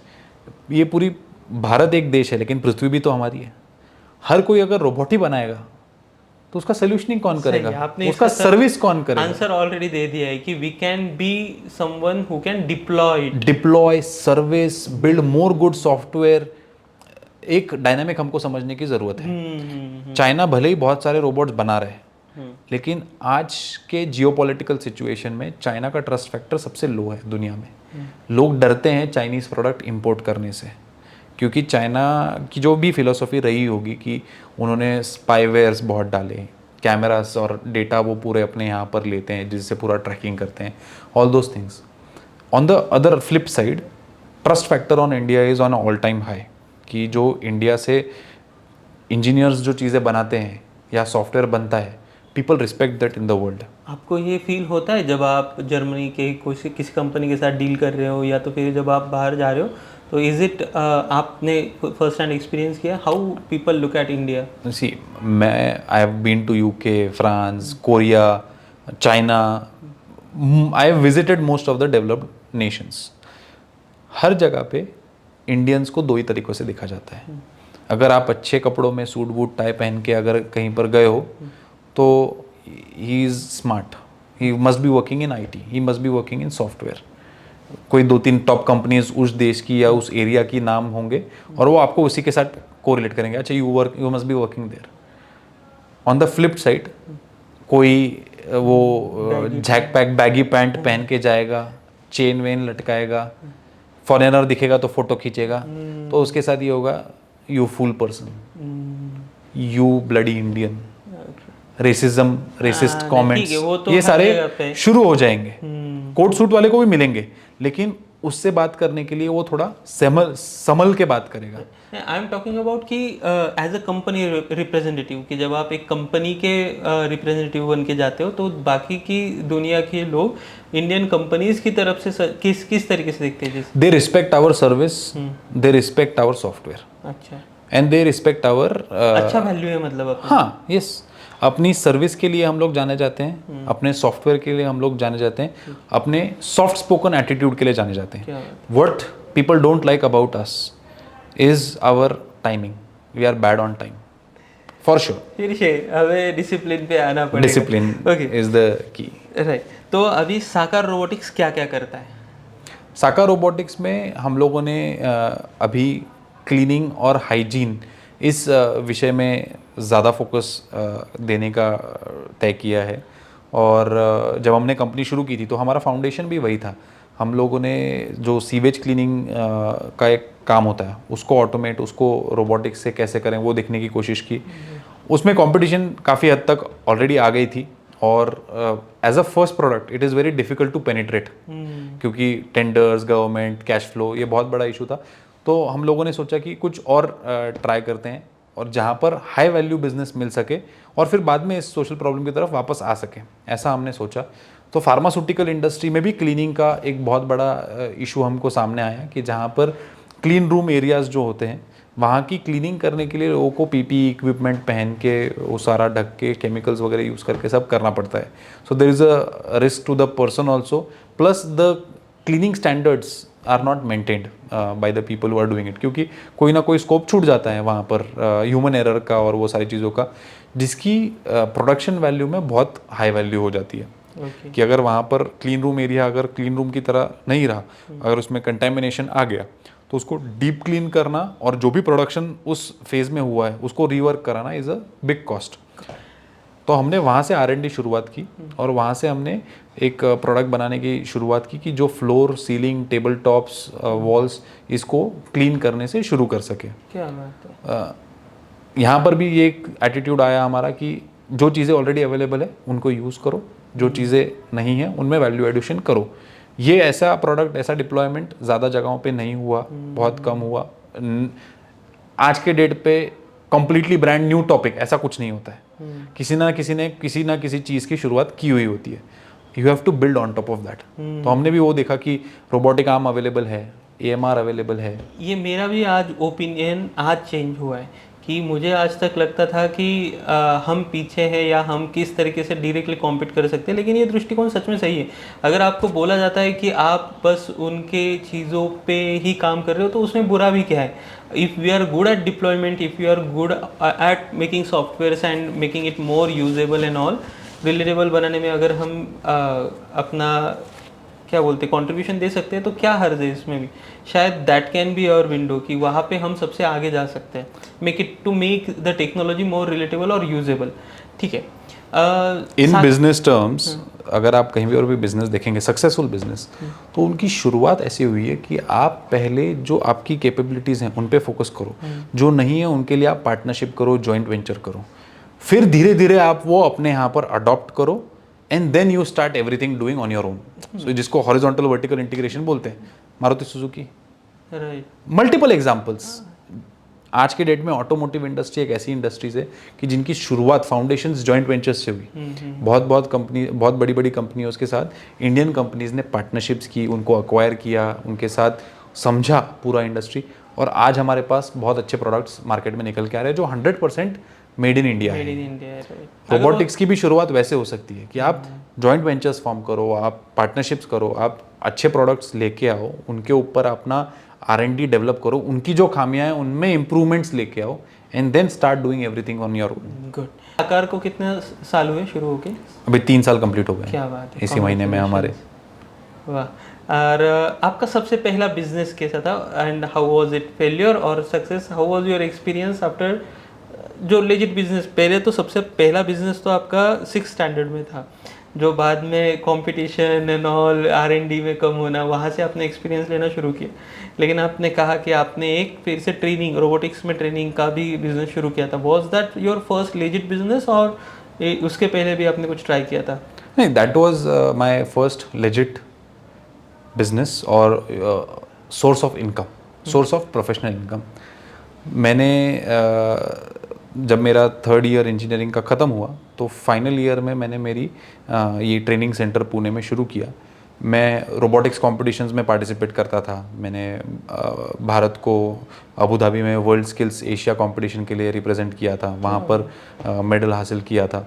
तो ये कॉलेज के दिनों में कॉम्पिटिशन्स और इसकी वजह से मुझे रोबोटिक्स में एंट्री मिली और सीखने का मौका मिला। लेकिन एक चीज़ थी कि मैं खुद से सीख पाया, क्योंकि जैसे मैंने आई एम क्यूरियस, मुझे कुतूहल बहुत है। मैं अलग अलग चीज़ें, मेरे पास पेशेंस है कि मैं वो अलग अलग चीज़ें ढूंढ के सब करके एक्सपेरिमेंट करके ये सारा कर सकूं, लेकिन सभी में वो नहीं होता है। और शायद अपॉर्चुनिटी की बात, अपॉर्चुनिटी मेरे पास थी, मेरे पास सब कुछ एक्सेस था, वो सबके पास नहीं है। तो उसी को बेस समझ के मेरे जब दोस्त मेरे पास आते थे रोबोटिक्स सीखने के लिए या डाउट लेके या कुछ भी करके, तो मैंने सोचा रोबोटिक्स से सिखा के एक अच्छा सोर्स ऑफ इनकम हो सकता है। और जो मैं जिन कॉम्पिटिशन्स में मैंने पार्टिसिपेट किया वो आगे और बच्चे पार्टिसिपेट करके और अच्छा मेडल देश के लिए लेके आ सकते हैं, या दूसरे रोबोकॉन जैसी कंपटीशन होती है उसमें कर सकते हैं। तो इसलिए मैंने वो ट्रेनिंग सेंटर शुरू किया, जहाँ पर अलग अलग बच्चे पुणे से और पुणे के बाहर से आते थे, उनको रोबोटिक्स की ट्रेनिंग मैं देता था वहाँ पर। फिर मेरे पास एक बहुत अच्छी अपॉर्चुनिटी आई कि जहाँ पर जिस सरकारी कंपटीशन में मैंने भाग लिया था, वर्ल्ड स्किल्स इंटरनेशनल कंपटीशन, उस कंपटीशन में मुझे गवर्नमेंट ऑफ इंडिया की तरफ से, भारत सरकार की तरफ से ministry of skills and entrepreneurship में मौका मिला कि मैं भारत का चीफ एक्सपर्ट बनूं। सो जिस कंपटीशन में मैं कॉम्पिटिटर था, उसी कंपटीशन में मैं भारत का यंगेस्ट चीफ एक्सपर्ट बना ऑटोनोमस मोबाइल रोबोटिक्स ये स्किल के लिए। थोड़ा कंपटीशन का कॉन्टेक्स्ट देता हूँ। जैसे हमारा ओलंपिक्स होता है स्पोर्ट्स का, वैसे स्किल्स का ये ओलंपिक्स होता है, जिसमें 56 अलग अलग स्किल्स हैं। Hairdressing, beauty therapy, robotics, auto body repair, floristry, gardening, bartending, ये सारे स्किल्स उसमें हैं। क्या बोलते हैं इसे? World skills competition, world skills competition. और जो इंडिया का उसका सिलेक्शन राउंड चलता है उसका नाम है इंडिया स्किल्स कंपटीशन। तो ये वर्ल्ड स्किल्स कंपटीशन में मुझे चीफ एक्सपर्ट बनने का मौका मिला, और उस कंपटीशन के लिए अच्छा टैलेंट पूल लाना, उनको ट्रेन करना और उनको भारत का नेतृत्व करने के लिए आगे लेके जाना, इसकी जिम्मेदारी मेरे हाथ में आई। इंडिया स्किल्स नाम की ये गवर्नमेंट की, भारत सरकार के द्वारा चलाई जाती है, जिसका सिलेक्शन वर्ल्ड स्किल्स कंपटीशन की तरफ जाता है। इस कंपटीशन में भारत सरकार द्वारा ऑनलाइन रजिस्ट्रेशन होता है, आधार कार्ड वेरिफिकेशन सब करके। क्राइटेरिया सिर्फ एक है कि 21 साल की उम्र के नीचे की उम्र चाहिए और आपके पास आपका हुनर चाहिए। अगर ये दो चीज़ें आपके पास है, आप इस कंपटीशन के लिए एलिजिबल हो। आपका पूरा खर्चा भारत सरकार उठाती है, आपको ट्रेन करती है, आपका कंपटीशन में आने जाने का फ्लाइट टिकट, रहने के लिए 5 स्टार होटल, बढ़िया से बढ़िया खाना, बढ़िया से बढ़िया ट्रेनर्स, ये सब आपके लिए अवेलेबल किए जाते हैं। और आपका काम सिर्फ एक है, भारत के लिए गोल्ड मेडल लेके आना। इस कंपटीशन का जब मैं चीफ एक्सपर्ट बना तो मेरे पास वो जिम्मेदारी आई ट्रेनिंग सेंटर के साथ कि मैं भारत में से अच्छे टीम्स को सिलेक्ट करूं, उनको ढूंढूं, कंपटीशन में रजिस्टर कराऊं और फिर उनका नेतृत्व में अलग अलग देशों में जहां पर ये कंपटीशन होगी, 2 साल में एक बार होती है, तो वहां पर उनको लेके जाके भारत के लिए मेडल लेके आऊँ। आज तक हमारा सबसे बेस्ट रिजल्ट रहा है कि हम 4th पोजीशन पे मोबाइल रोबोटिक्स में आए हैं। क्या बात वहाँ है। पर चाइना, जापान, कोरिया, ये 3 देश अभी भी हमारे टक्कर में हैं, जिनको हमको ब्रेक करना है। कौन सा skill? Mobile robotics. Mobile robotics, इसका नाम अभी वर्ल्ड स्किल्स के वेबसाइट पे ऑटोनोमस मोबाइल रोबोटिक्स, मतलब जो मैंने कहा कि टेक्नोलॉजी और ट्रेंड बदलता है, तो ये पिछले 7 साल के अंदर ट्रेंड बदल गया। पहले सिर्फ मोबाइल रोबोटिक्स हुआ करता था, जिसमें रिमोट ऑपरेटेड रोबोट्स भी चलते थे। अब ये पूरा बन गया ऑटोनोमस मोबाइल रोबोटिक्स। तो आप रिमोट से नहीं चलाएंगे, रोबोट खुद ब खुद चलना चाहिए, जो भी उसमें सेंसर्स दिए हैं, कैमरा लगाया है, उससे आइडेंटिफाई करके पूरा टास्क कंप्लीट करना चाहिए। And this is not a hobby competition, it's a industrial gate competition. तो जो रोबोट आप वहाँ पर बनाते हो वो इंडस्ट्री के किसी एक प्रॉब्लम को सॉल्व करने के लिए बनाते हो। तो 2022 में जो कंपटीशन हुई थी, वहाँ पर हॉस्पिटल ऑटोमेशन के ऊपर टास्क दिया गया था कि एक जगह से मेडिसिन उठा के अलग अलग पेशेंट वार्ड्स में रखना है, प्लस स्ट्रेचर को ऑटोनोमसली जाके पिकअप करके पेशेंट रूम तक डिलीवरी करना है।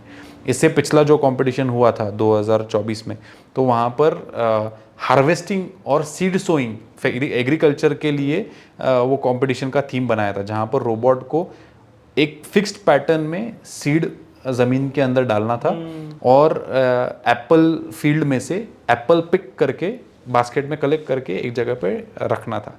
ऐसे थीम्स और इंडस्ट्रियल नेचर का ये पूरा कंपटीशन बनता है। अच्छा, इसमें जैसे आपने अभी, पहली बात तो ये हमें पता ही नहीं है, आप क्या बोल रहे हो, ये पहली बार ये एग्जिस्ट भी करता है, ये हमें पता भी नहीं है। क्या बोल सकते हैं इसे, क्या पता, आई डोंट नो। मेरे जैसे ही बहुत लोग हैं, या मैं, आपको क्या लगता है ये लोगों में अवेयरनेस है इसके बारे में?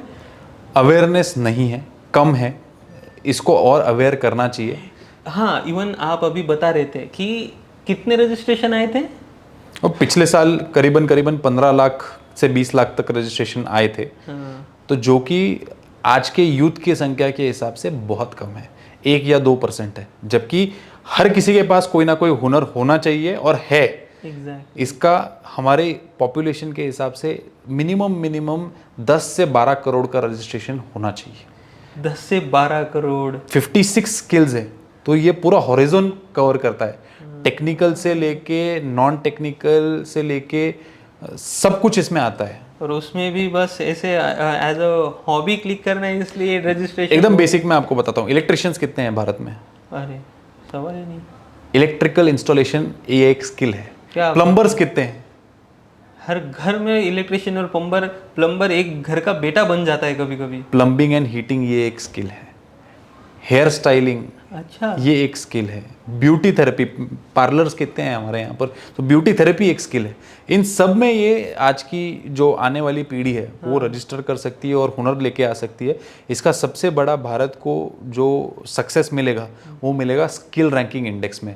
भारत का जो युवा है वो कितना स्किल्ड है, इसका ये लेवल इस कंपटीशन द्वारा तय किया जाता है और स्किल इंडेक्सिंग आता है। शायद अभी वो समय आ गया है कि हमें जाना चाहिए एज अ स्किल्ड कंट्री, जो एज अ कंट्री। मैंने आपको बताया था कि चीप लेबर ये अगर हमको हटाना है तो this is what is very essential. Exactly. And her parent को इस कंपटीशन को, जिस तरीके से हम ओलंपिक को देखते हैं, उसी आपने बोला कि ओलंपिक जैसा स्किल के लिए इसको बोला ही जाता है ओलंपिक्स ऑफ स्किल्स। तो ये पता होना चाहिए। और अगर हम नहीं स्किलफुल, हमारे पास सबसे ज़्यादा स्किल्स है इंडियंस के पास, और बस हमें उसको लाना है, उसको यूटिलाइज करना है, उसको दिखाना है। हमारे यहाँ पर ज्वेलरी के कितने शॉप्स है, सोनार कितने हैं। Jewellery is one skill. Designing, making, jewellery making, design से लेके एग्जीक्यूशन तक पूरा। अरे बाप रे। तो ये कंपटीशन बहुत इम्पोर्टेंट है और लोगों ने इसके बारे में अवेयरनेस लेनी चाहिए।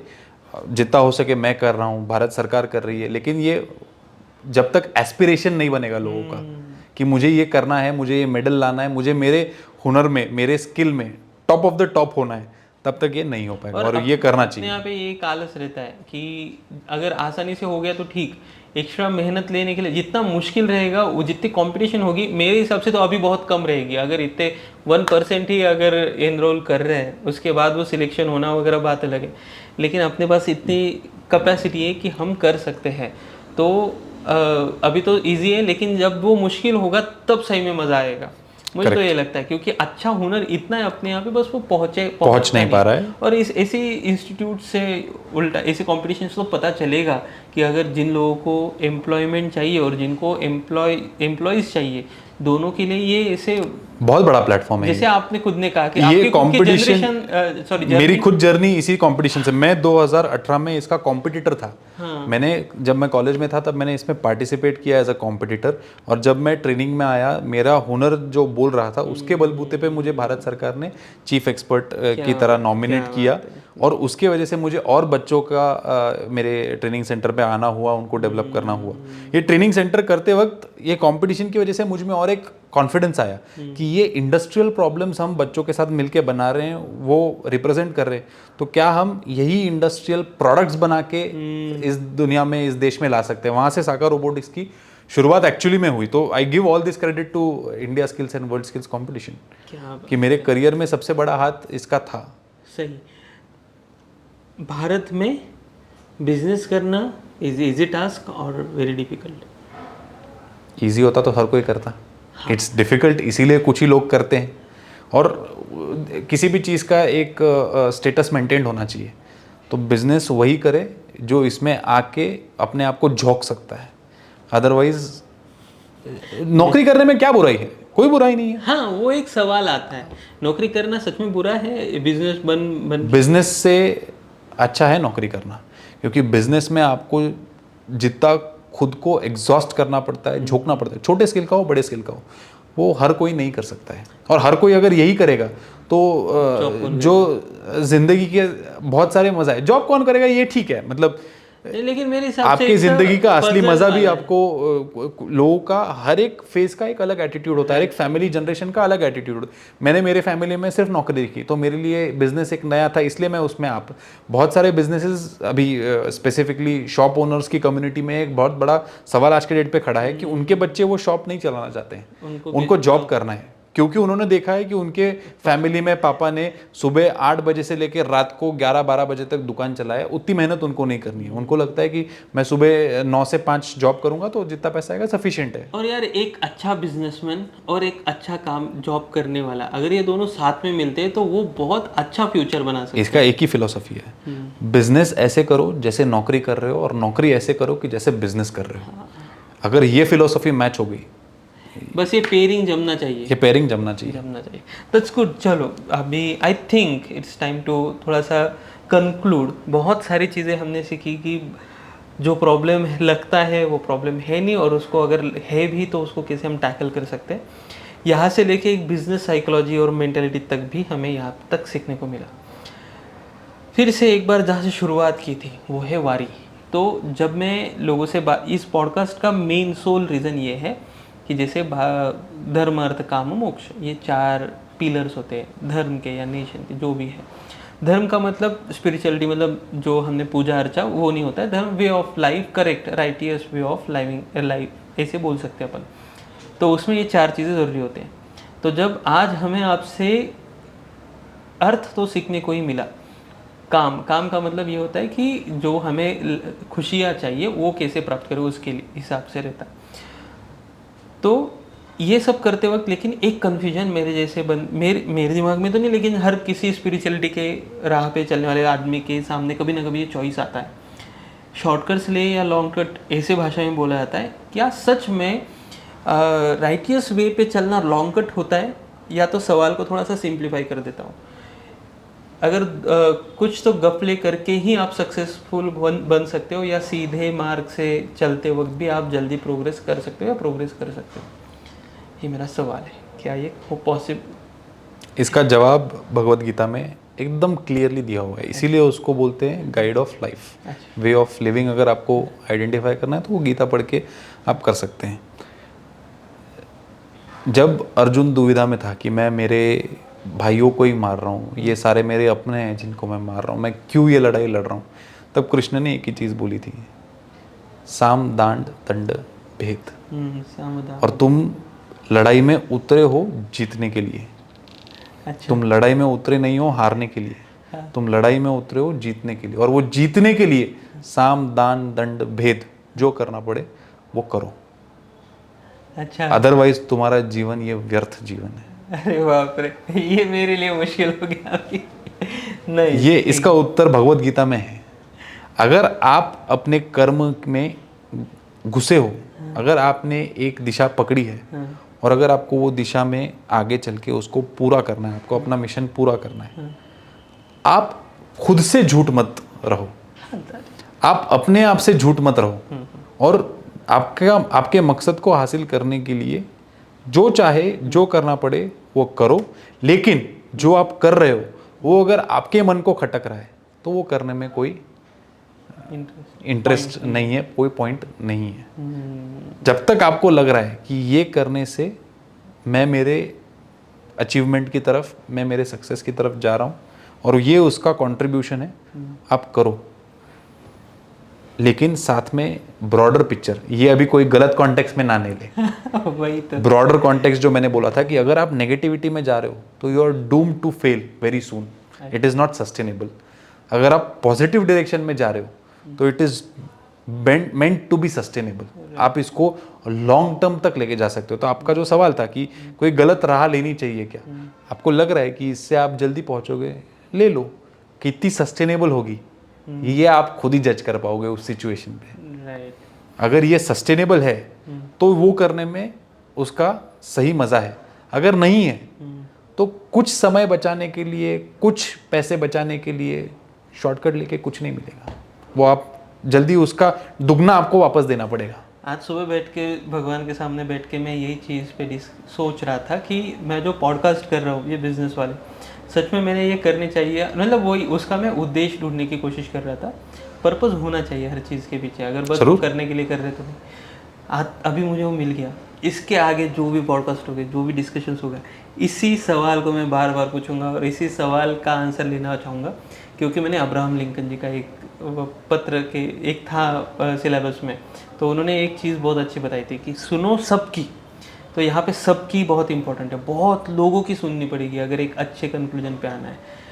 और फिर उसके बाद वो सत्विवेकाचा गाणितन, जिस सत्विवेक की छाली से छान कर फिर जो बचेगा उससे अपना दिमाग चला के करो जो करना है। करेक्ट। तो ये जो सवाल है कि कर्म कैसे करें, और मतलब साधु संत तो हमें धर्म और मोक्ष के बारे में बताने के लिए है ही। अभी यहाँ पे हमारा सवाल अर्थ कैसे कमाए और काम की तृप्ति कैसे करें। चलो क्या कह सकते हैं कि बहुत अतृप्ति है अभी मुझे। बहुत सारे सवाल मेरे अधूरे हैं, बहुत सारा डिस्कशंस अधूरा है। बहुत सारे टॉपिक्स मेरे दिमाग में जो आपसे जानने के लिए है कि अब तक जितने टॉपिक्स अपन ने लिए ना, हम लोगों ने अब तक जितने टॉपिक्स पे बात की है, हर एक टॉपिक पे अलग अलग पॉडकास्ट बन सकता है। लेकिन यहाँ पे आपको एक था संक्षिप्त एक गाइड मिलता था पहले सर एग्ज़ाम के टाइम पे, क्या बोलते थे उसे यार, वो अब कुछ तो नाम था, नवनीत का मिलता था वो कि एग्जाम 21 अपेक्षित प्रश्न। हाँ, मैं मराठी मीडियम में नहीं पढ़ा था लेकिन मेरे को फिर भी पता है। अरे यार सॉरी, मेरे थोड़ी 21 क्वेश्चन एंड आंसर है। करेक्ट, सेम ही रहेगा ना उसको। नहीं लेकिन मैं एनसीईआरटी में पढ़ता था तो मेरे वो नवनीत का नहीं होता था हमारे पास। हाँ। लेकिन मेरे बहुत सारे दोस्त हुआ लेकिन हम उसको नवनीत ही बोलते थे कि अरे वो नवनीत अभी एग्जाम से पहले नवनीत चाहिए, और नवनीत नाम भी वही है कि वो पूरा नवनीत का मतलब लोनी बटर, कि आप जब वो पूरा सार निकालते हो उसका, दूध का सार मतलब आप बटर तक आते हो या लोनी तक आते हो, एंड रिजल्ट तक आप पहुंचते हो। हाँ, तो मतलब वो छोटा सा सारांश जिसे हम कहेंगे, वो आज इस पॉडकास्ट में हमें मिल गया। हर चीज़ का थोड़ा थोड़ा हमने चर्न किया, बहुत सारी चीज़ें सीखी। तो शायद बस वक्त की जो पाबंदी है उसकी वजह से हमें यहाँ पे रुकना पड़ रहा है। Will continue. इस बार थोड़ा टेक्नोलॉजी की वजह से थोड़ा बहुत कुछ हमें टाइम भी कम बचा है, और शायद से we are also evolving with it. तो उसके लिए भी क्षमा प्रार्थी हैं हम इस पॉडकास्ट में। और नेक्स्ट टाइम सर के साथ हम नेक्स्ट टाइम सर के साथ फिर से एक बार हम इसी तरीके से चर्चा या संवाद करने की कोशिश करेंगे। खास करके थोड़ा टॉपिक पकड़ लेंगे नेक्स्ट टाइम, थोड़ा सा और डिटेल में जाएंगे। स्पिरिचुअलिटी डिस्कस करना बाकी है। एक सवाल मेरा बाकी रह गया, आपको लगता है मृत्यु के बाद जीवन है? मैं सोचता नहीं हूँ इन सब चीज़ों के बारे में। खत्म कहानी। चलो, इसी के साथ में हम इस पॉडकास्ट को कंक्लूड करते हैं। Thank you so much sir, आप यहाँ पे आए। मैं तो आपको करण दादा ही कहता हूँ। बहुत अच्छा लगा, आगे जाके भी हमें बहुत आपसे मदद होने वाली है। हमारा एक प्लेटफॉर्म है बाय द वे, jungle-bush.com, जहाँ से हम जो छोटे मैन्युफैक्चरर होते हैं, या भारत का मैं बिलीव करता हूँ सस्टेनेबल ग्रोथ में स्लो हो लेकिन अच्छी हो, वो मूल तक पहुँचे। जो फास्ट ग्रोथ होती है वो ऊपर ऊपर होती है। तो हमने उसके लिए एक्शन लिया है जंगल बुश, जहाँ पे हम जो छोटे किसान होते हैं या तो छोटे मैन्युफैक्चरर होते हैं, जो किसान तो अकेला ग्रो नहीं हो सकता, तो वो जो भी प्रोडक्ट बनाएगा उसके लिए एक मार्केट प्लेस बने डेडिकेटेड, और वहाँ से लोगों को भी अगर कुछ ओरिजिनल चाहिए, जैसे हल्दी है वो वाई में अच्छी बनती है, तो आप वाई पे तो जाओगे नहीं, तो आप जंगल बुश से परचेस कर सकते हो। You can like get very best quality with क्या बोलते हैं, रेट भी उनके बहुत ही अफोर्डेबल है, रीजनेबल है, नॉट मार्केट वैल्यू से ज़्यादा नहीं है, क्योंकि ज़रूरत नहीं पड़ती रही है अभी तक। तो हाँ, आप please check this out. And इस पॉडकास्ट में हमें सहायता हुई है gravity dreams production. Sorry, gravity dreams production. अच्छा, ग्रेविटी आया ना वर्ड? हाँ। ओह सॉरी, मुझे लगा मैं। Dreams production. हाँ, तो इस पॉडकास्ट में हमें सहायता हुई है ग्रेविटी ड्रीम्स प्रोडक्शन की, जिन्होंने हमें इस पॉडकास्ट को अच्छी तरीके से शूट करने के लिए बहुत सहायता की। उनका वैसे तो नाम है गार्गी, और आप सोशल मीडिया से भी उन तक पहुंच सकते हो। और सर, अगर कोई आप तक रीच आउट करना चाहे about business, about technology, about robotics, क्या कोई वे है, डोर वे है जहाँ से उनका रीच कर सकते? मैं लिंक्डइन पे एक्टिव हूँ, सो लोग मेरी लिंक्डइन प्रोफाइल से मुझसे कनेक्ट कर सकते हैं। मेरी ईमेल आईडी भी पब्लिक है, लिंक्डइन प्रोफाइल पे जाएंगे तो वहाँ पर मेरी ईमेल आईडी भी मिल जाएगी। ईमेल आईडी लिखिए, सो ईमेल एंड लिंक्डइन, ये दोनों चीज़ें पे I am very much active. ठीक है, दोनों चीज़ों से मैं अभी दूर हूँ। ठीक है, तो आपका लिंक्डइन पे अगर सर्च करना है तो करण पाटिल से यस आ जाएगा। साका रोबोटिक्स डाल दीजिए, आ जाएगा। गुड, चलो, थैंक यू सो मच। मिलते हैं फिर से एक बार। Thank you so much. धन्यवाद।